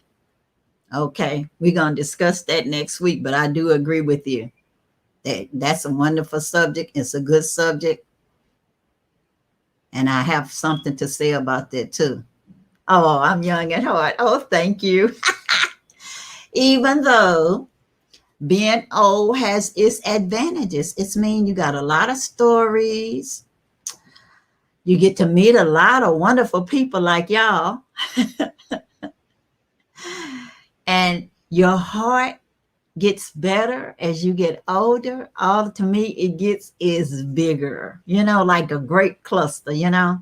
And I didn't make this up, y'all. I've taken lots of classes because I lived long. So I got, it's a thumbs up to living long. Is that as you get older, you know, you keep growing in love and giving love away. And eventually some will, some won't give it back.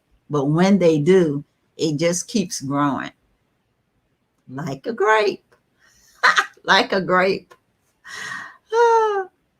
So I try my best to just be me.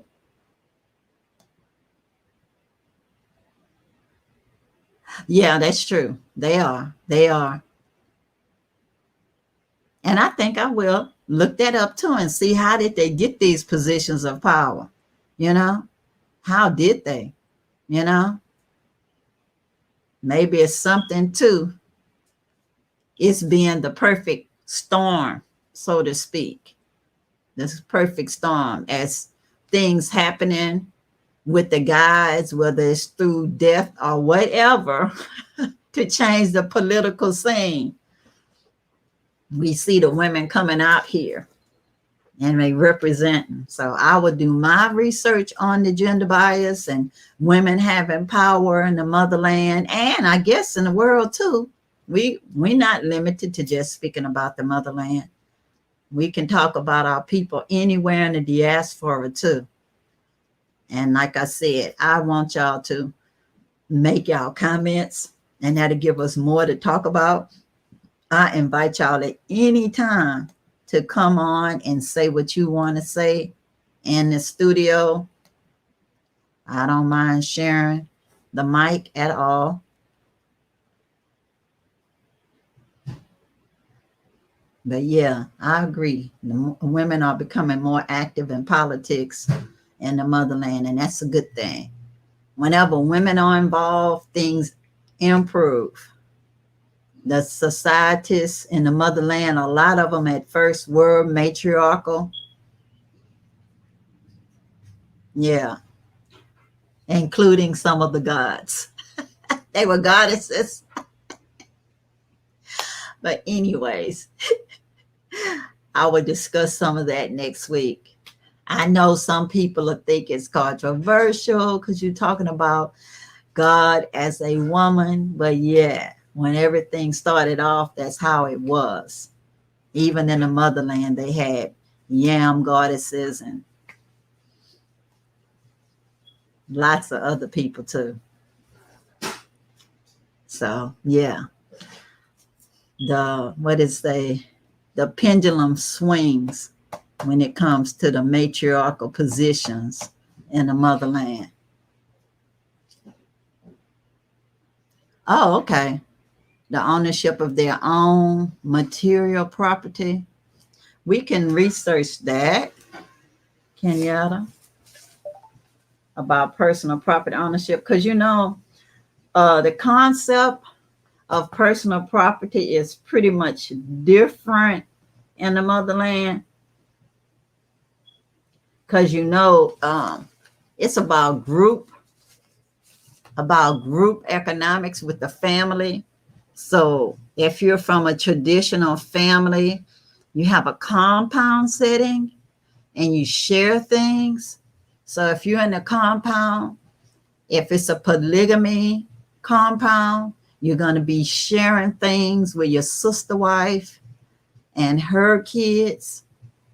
And maybe the man's mother is there. Maybe some of his siblings are there from his mother's family. It can get real complicated. But as for people thinking of something as just it's theirs, like in the West, and that you got to get your own stuff, it's just the concept is different. So, but I will research it on if they actually have rules set aside that when a woman gets married over there, that she has her own little, just say, fabric for clothes and food stuffs to get started, a little money. I'll research that and I'll ask people over there, because I don't know how it's set up, but I do know they work on it, the compound system, except the westernized people. As the more westernized they get more individualistic. That's my stuff. You got to ask me to borrow it. No, you can't have it. Get your own, stuff like that.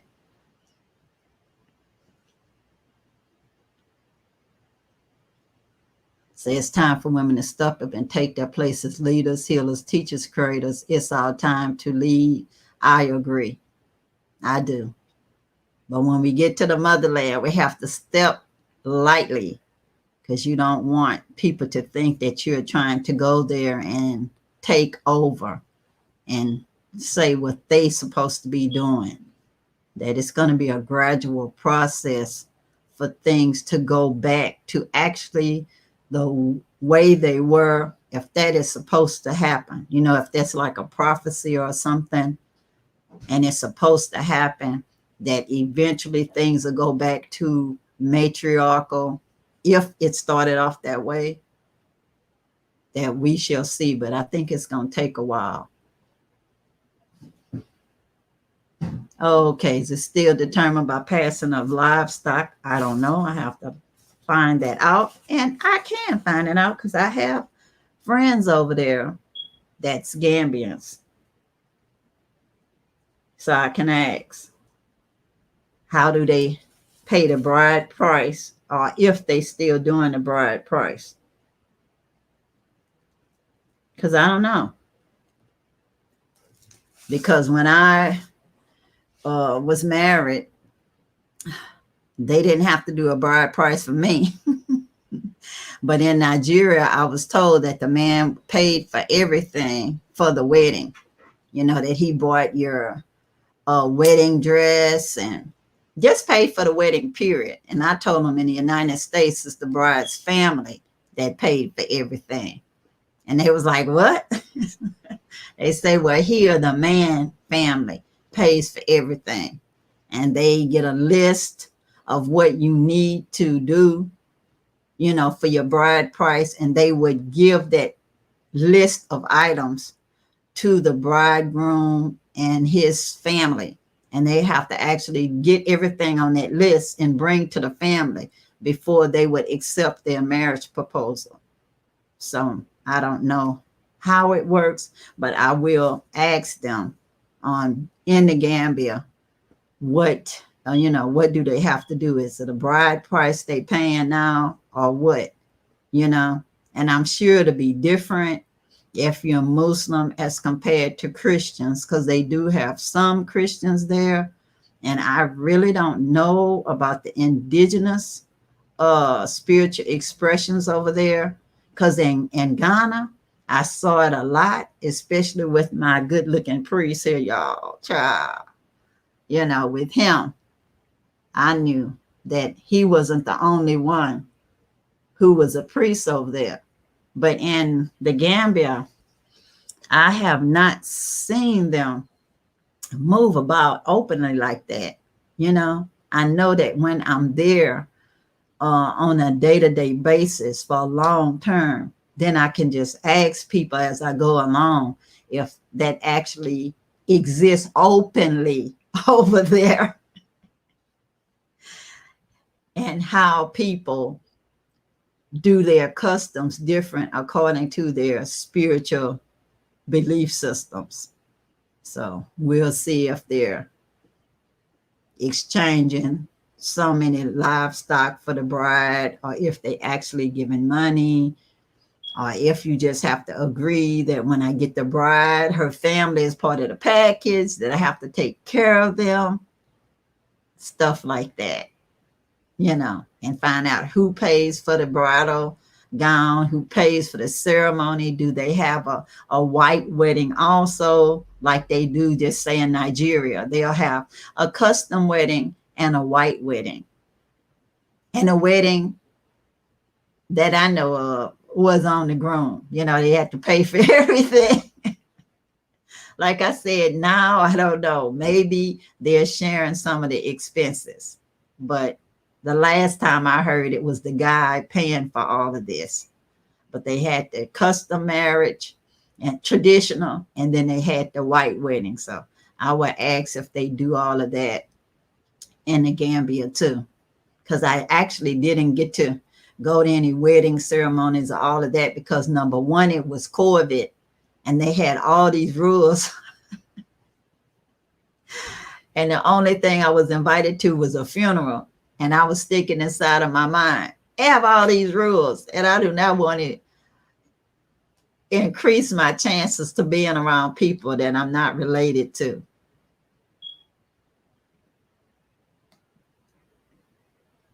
What topics, Nikki? Tell me. Tell me what I missed, and I can address it right now.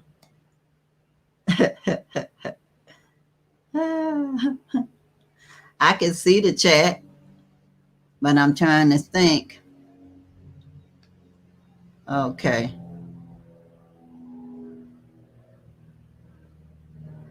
Yes, because I don't know how to do moderators, so I don't know. So if you see something that I didn't see, please feel free to tell me, and I'll address it. Because it's only so much I can see, because it's like I have the screen, but I also had this little ring light in my eyes that I'm trying to not have it reflect so much in my glasses. So I'm trying to read everybody's stuff. So if I miss something, please let me know.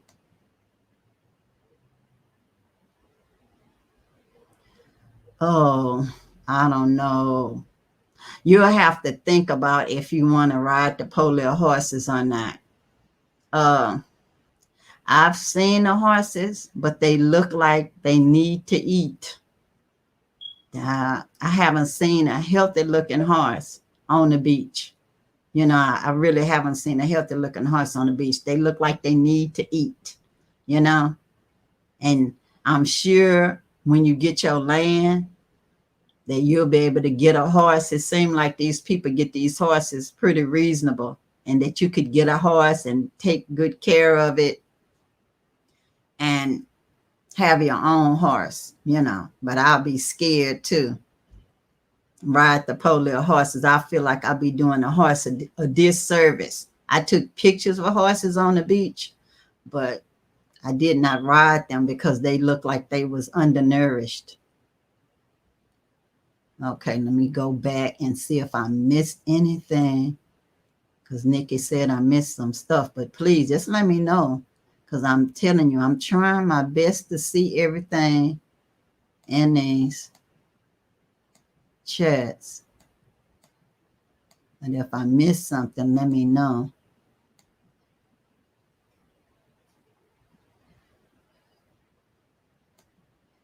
I'm trying.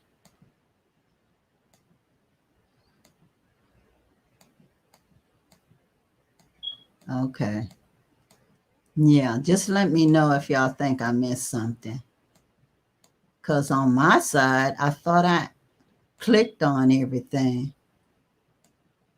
Oh, okay, I see now. Sorry. Do I plan to stay in the same part of town when I return to the Gambia, or just whatever is affordable? I don't know yet, because when I get there, I want to stay in an apartment that's 2 or 3 bedrooms next time, so I can host some patrons that's coming, whether they be solo traveler or a couple. In a 2 or 3 bedroom apartment, I couldn't host a family. So, I ain't gonna even lie. But for a solo traveler or just a couple, that would be fine. So that's what I'll be looking for the next time. And it would depend on, it'll depend on where I can find that apartment. I don't know yet, because I'm gonna have to get some of my friends that live there to help me find an apartment that I can afford, and not just afford, but can afford it and have the space where I can host a couple people. Like I said, host one solo traveler, a couple, or 2 couples, whoever can fit into the other 2 bedrooms. So that's how I'll be picking. And it really wouldn't have to do with the part of town, because I really haven't decided yet, because all of Gambia is so small that it really doesn't matter that much about where I'm staying, because I'll have the driver to take us around. but it's just a matter of finding the appropriate place and that it's the correct size where I'll feel comfortable hosting somebody. But no, it won't be in the hood, because if you be in some areas, some people don't have plumbing. You'll be surprised. But where I am, of course, it'll be the same creature comforts that I'm used to here. Not necessarily air conditioned, but maybe air conditioning available in some of the rooms. So we'll see, how much more it makes it cost and all of that. But me, I don't even use air conditioning even in my house. I have like a little portable air conditioner that I use just when it's very hot. And I use that for my room. So in the Gambia too, they also have the little air conditioner available that you could have like that too, if it was necessary. But if that would be that, then that'd be something extra that I'd have to allow in my budget to get, so we'll see. If I can get the apartment and it already have the built-in air conditioning and I can afford it, and then I know whenever the electricity is used, I'll see how much they cost, and then just go from there. But it's not because of a certain area that I like as compared to the other one. But definitely affordable, yeah, but definitely something that I would feel comfortable hosting people in, even if it was just my cousin coming or just say my grandson coming, because the things that I'm okay with, they wouldn't be, as I'm good pretty much with a bucket bath if the water pressure is low. And I know I could have a solar lantern if the lights went out, but other people may not feel that way. So I try to be somewhere where they have backup generators. So it's a lot of things that I have to think about when I get there. So once I get boots on the ground, then I can look for that apartment. But yeah.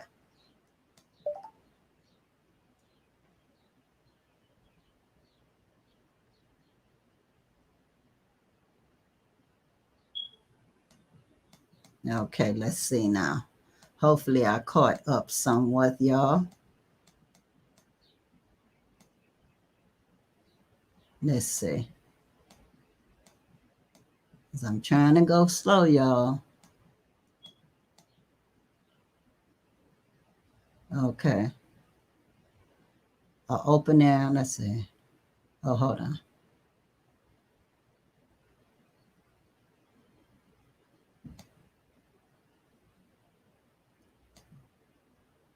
Okay.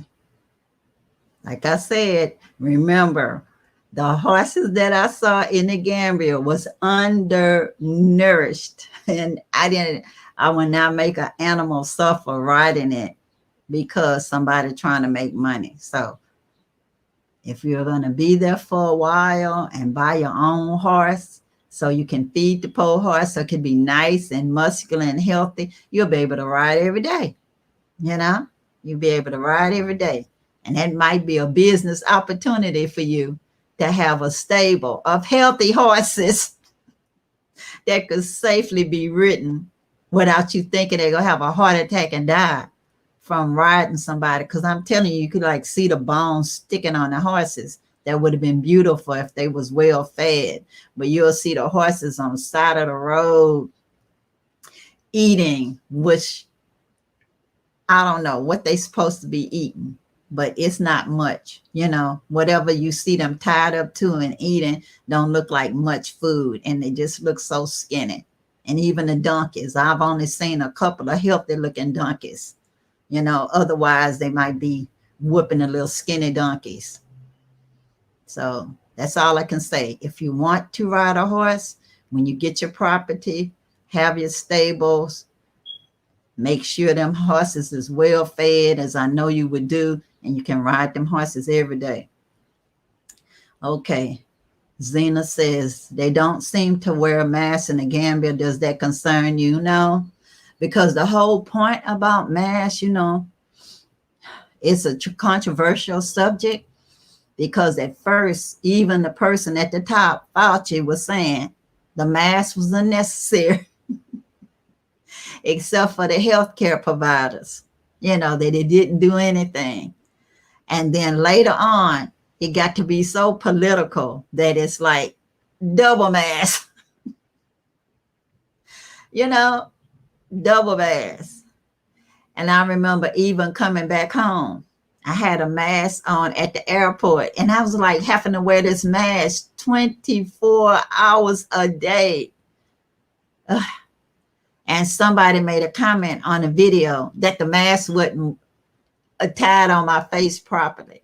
And it's like, no matter how it was tied on, once the mask gets wet from the humidity, you're like using that mask as a petri dish almost, and you have to like go in the bathroom to keep changing your mask every time it get wet, or have your disposable mask to keep changing about every 30 minutes. And that's why at first they said healthcare providers.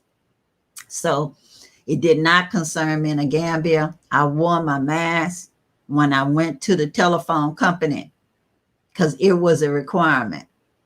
When I was at Motu and other businesses, it was open air. We practiced social distancing. And it was fine for me. I really didn't see anybody sick over there. The sun was out. We had our vitamin D. Our immune system was up. You have to have, at the time, you had to have a 72-hour negative COVID test before you entered the country. And you had to have a 72 hours before departure negative test before leaving. And that test actually even is free in the Gambia. So no, it didn't concern me. And here in Texas, we do the same thing. When I go to the grocery store, I wear a mask because it's required. And when I'm on the beach, I don't, but I have the mask on my wrist at all times. So if anybody get anywhere close, like within 10 feet, I put it on because you're supposed to separate 6 feet between people.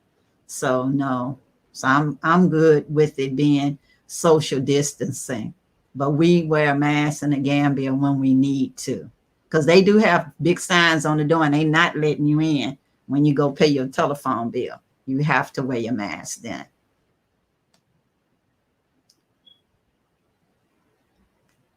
They say there should be an open air readings in the Gambia. That's where people come in and out in the evenings to hear someone read a book out loud to everyone. It just depends, y'all. It's like you have to see if there's something of people's interest, because you have to imagine that it's a majority Muslim country, and book readings may not be something that's a high priority on their list unless it's like the Quran or something or some other religious book. So it makes a difference. And I'm sure, like, just say in the expat community, that might be something, a storytelling hour that people may be interested in. In fact, that's a good business idea for the expat community, book readings, poetry readings, things like that. Because even I had to reconsider the books that I bring to the Gambia, because some of the groups are not into photos of anything that looks human or even animal in this world or the next. So maybe a lot of those pictures with the little curly cues and squares and, abstracts. So it's just a different cultural interests when you're in a place like the Gambia. So that could be a good business idea for the diasporans. Yeah. I'm sure the diasporans would love different books read out loud to them. But you got to be very, very selective when you're trying to read something to people that might be considered not good in their country.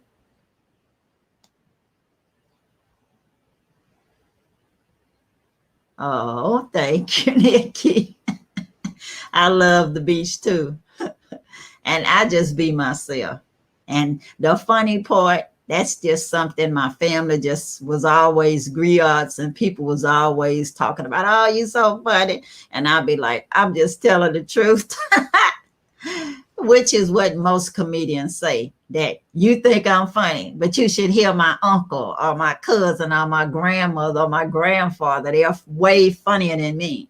But some people don't like to be in the public. You know, they don't want to be in the public.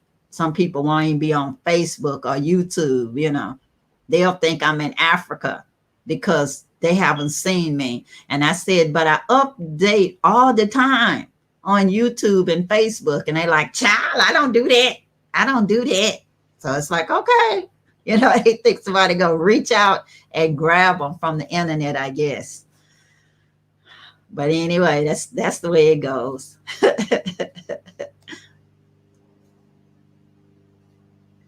Oh, bad weather, it's done passed already. And yeah, it's done already passed. The bad weather, it was like 2 days in a row. We had thunder, lightning, the electricity went out like I'm in Africa. I had my flashlight, you know, the little portable flashlight. So after it quit having a thunderstorm, I went outside because I did have some lights in some rooms, but the one in my room went out. So I had to go outside and mess with the breaker box when it wasn't raining anymore, when it was safe. But yeah, we did have bad weather in Texas, and it's raining there.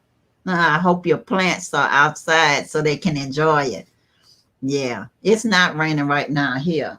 It's actually a little, maybe a little sunny and partially cloudy, but it's not actively raining. And y'all, it's because I prayed. I'm like, please don't let the electricity be out on Sunday, because I needed to do this live with y'all, you know.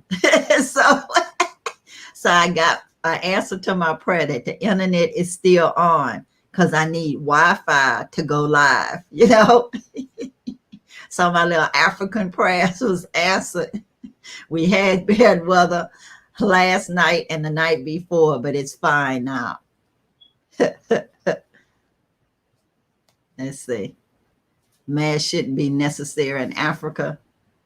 It's not. Like I said, it is, though, if you go to the place to pay your telephone bill. Yeah, it's a requirement to have a little sign in the door. And if you go, just say to what's that, Office Depot, they have a sign too, and they have somebody working the door with hand sanitizer and masks. You can get a mask for free before you go in. It's just the rules, you know. So I just go with the flow. If they want you to wear the mask, I wear the mask. No problem. I keep masks in my purse at all times. I'm ready, you know, whatever's the requirement, because I just don't want to get in no mess when I'm there as well as here, you know. So it's not about it. Africa. It's not Africa. It's like whatever the rules are in that country, that's what I'll do. I'm flexible with that. But I personally did not see anybody being sick in the Gambia, as they say, knock wood.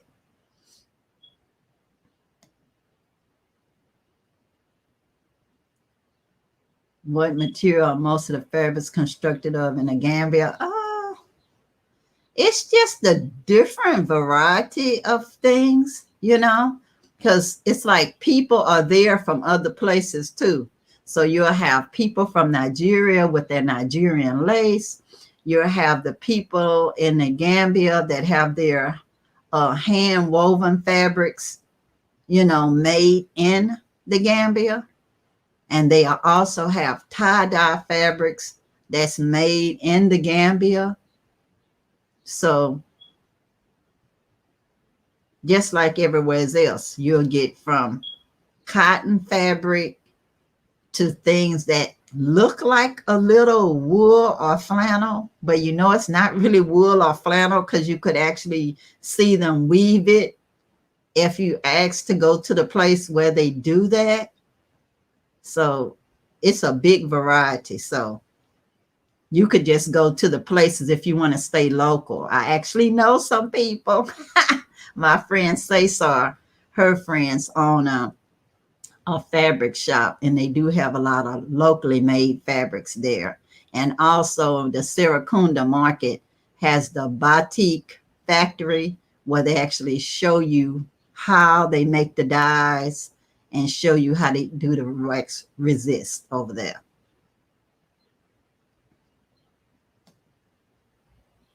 Next squad.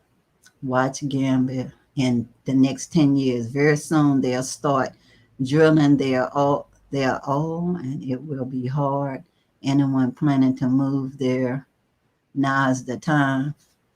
Yeah, that's true. I hope that's not drilling oil. I hope not. I pray not, because whenever they do any of oil drilling, they just contaminate the whole environment and kill everybody eventually. So I pray they don't discover any oil on there.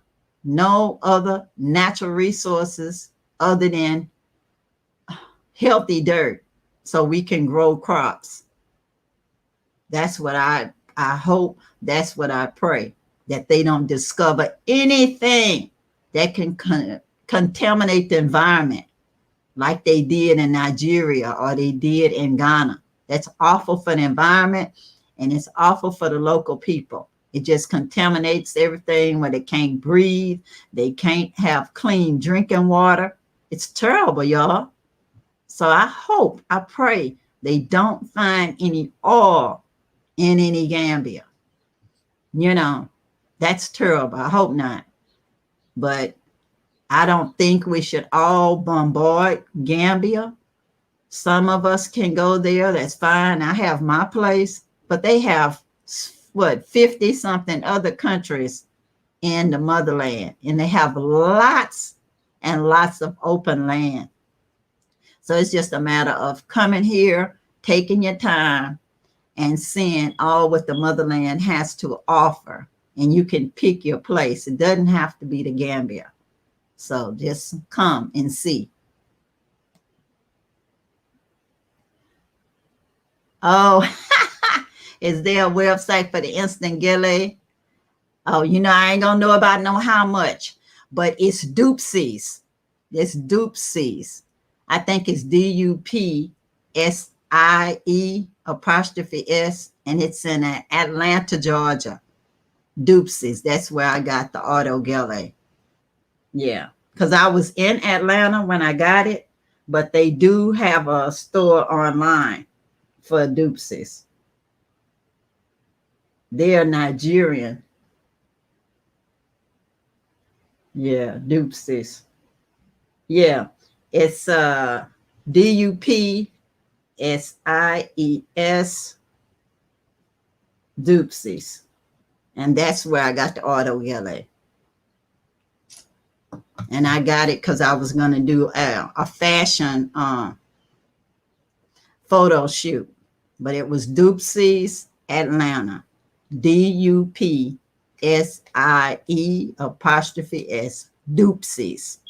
And they're a Nigerian store in Atlanta, and they can send it to you in the mail. And they have an online store, so you can go on there and see how much the auto gillies cost. But that's where I got it from.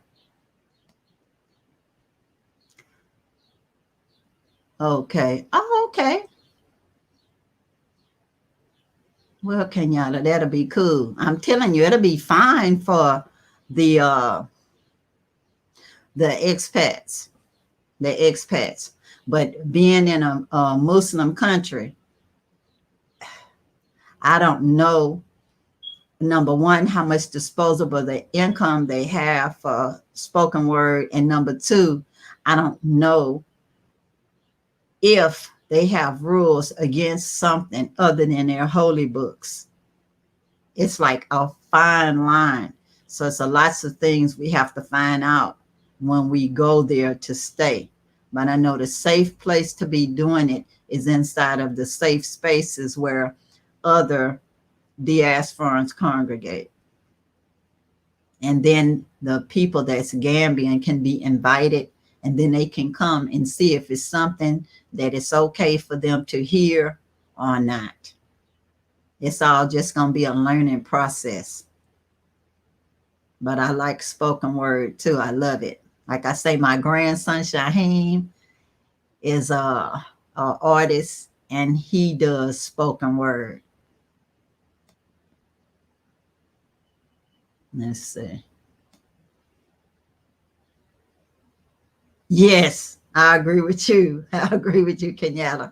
All this old energy solar is cleaner. Yes, it is. But we have to encourage the people that's installing those solar systems by doing business with them. They're already in the Gambia. And if more of us keep asking for this solar power, they're going to be encouraged to keep doing it and keep training people to do the solar power. So we won't have to worry about that dirty oil and killing us, you know. I agree with you. Okay, Zena. You love dupes too. They do have wonderful Nigerian fabric. They can be pricey, but worth it. Well, you know what? All the Nigerian fabric, far as I'm concerned, is pricey. But you know what? It'll last you a lifetime. I got that auto gele years ago, and it looks the same. And I hand wash it. I hand wash it, and it looks great even after years. So I think Nigerian fashion is investment. It's something that it's never going to go out of style. So I say, if you want it, go for it. Just go out there and just pick what you like. Pick what you like. Because stuff that's cheap, you ain't you might wear it one time and it fall apart. So it's what they say, quality over quantity. So Dupes is my place to go to if I need Nigerian fashions and I'm not going to catch a plane to go to Nigeria, and I'm not going to get somebody to mail it to me. Because if you get something mailed from Nigeria to the United States, it's going to cost way more than if you just got it at Dupes. So to me, it's a good way to get something without catching a plane and going to Nigeria. So that's what I do. So that's one of my places I like to shop is Dupes. But I have so many things already from Nigeria. It's like I got that auto gele because the head wrap I had with my dress was not available because I forgot my white lace dress in Texas. So I had to actually buy a dress at Dupes for that photo shoot because it was only one of my 3 outfit changes. And so I know that Nigerians can wear anything for the head covering that you feel like, So I thought photo shoot, it'll be fun. And that gold auto gele was saying, buy me. So I bought it and it came out so cool on that photo shoot. I like wrapped it up in a minute and I didn't know how it was supposed to look anyway. And it turned out looking like a hat on a photo shoot. And everybody loves that picture. So it's like, okay, I guess auto gele, you just put it on, leave it alone, and it just do its thing, So that's what I got to say about the auto gele. And while April is still going on, happy birthday to the April birthday people. And like I say, life is a gift every day, and a birthday is just the icing on a cake. because I celebrate life every day. I'll be like, oh, thank you. I'm here another day because nobody knows the hour. So, yeah, I think it's a wonderful thing just to be alive. And I think it's wonderful just talking with you guys. It's a beautiful thing, y'all. So, is there any more? Let's see. Any more questions you guys have? And here's the link one more time if you want to say something. But like I say, I'm not forcing nobody. Because I'm telling you, I'm feeling so motivated when I come out and I talk to y'all. Because like I say, I'll be praying that the electricity work. Like I'm in Africa since I'm in Texas now. And we'll have power outages and stuff sometimes with bad weather. It's like, oh, it's bad weather, but please let me be able to go on. The show must go on. So I'm just happy that y'all came and y'all heard my story. And anybody else that's out there in the universe be able to tune in and hear my story too. And they can see all of y'all wonderful questions.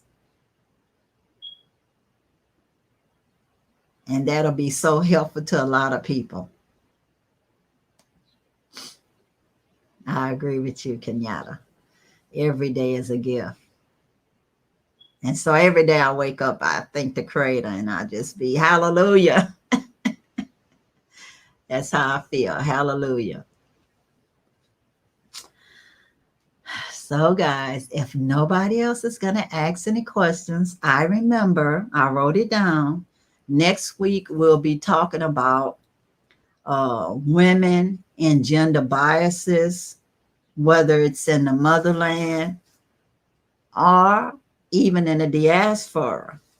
And we'll find out about women in the Gambia. Do they have a bride price that still has to be paid? And how is that paid? You know, is it paid in animals or is it paid with the lassi? I will find that out, as well as an update from the Chinese fish factory.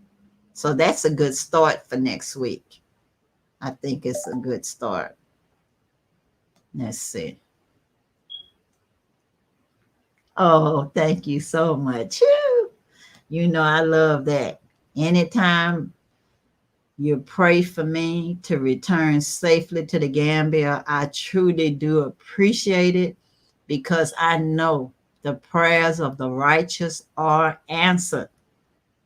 I've seen so much evidence of that every day. And even when it's come down to just say, writing something, just do it. You know, I wrote it in my journal.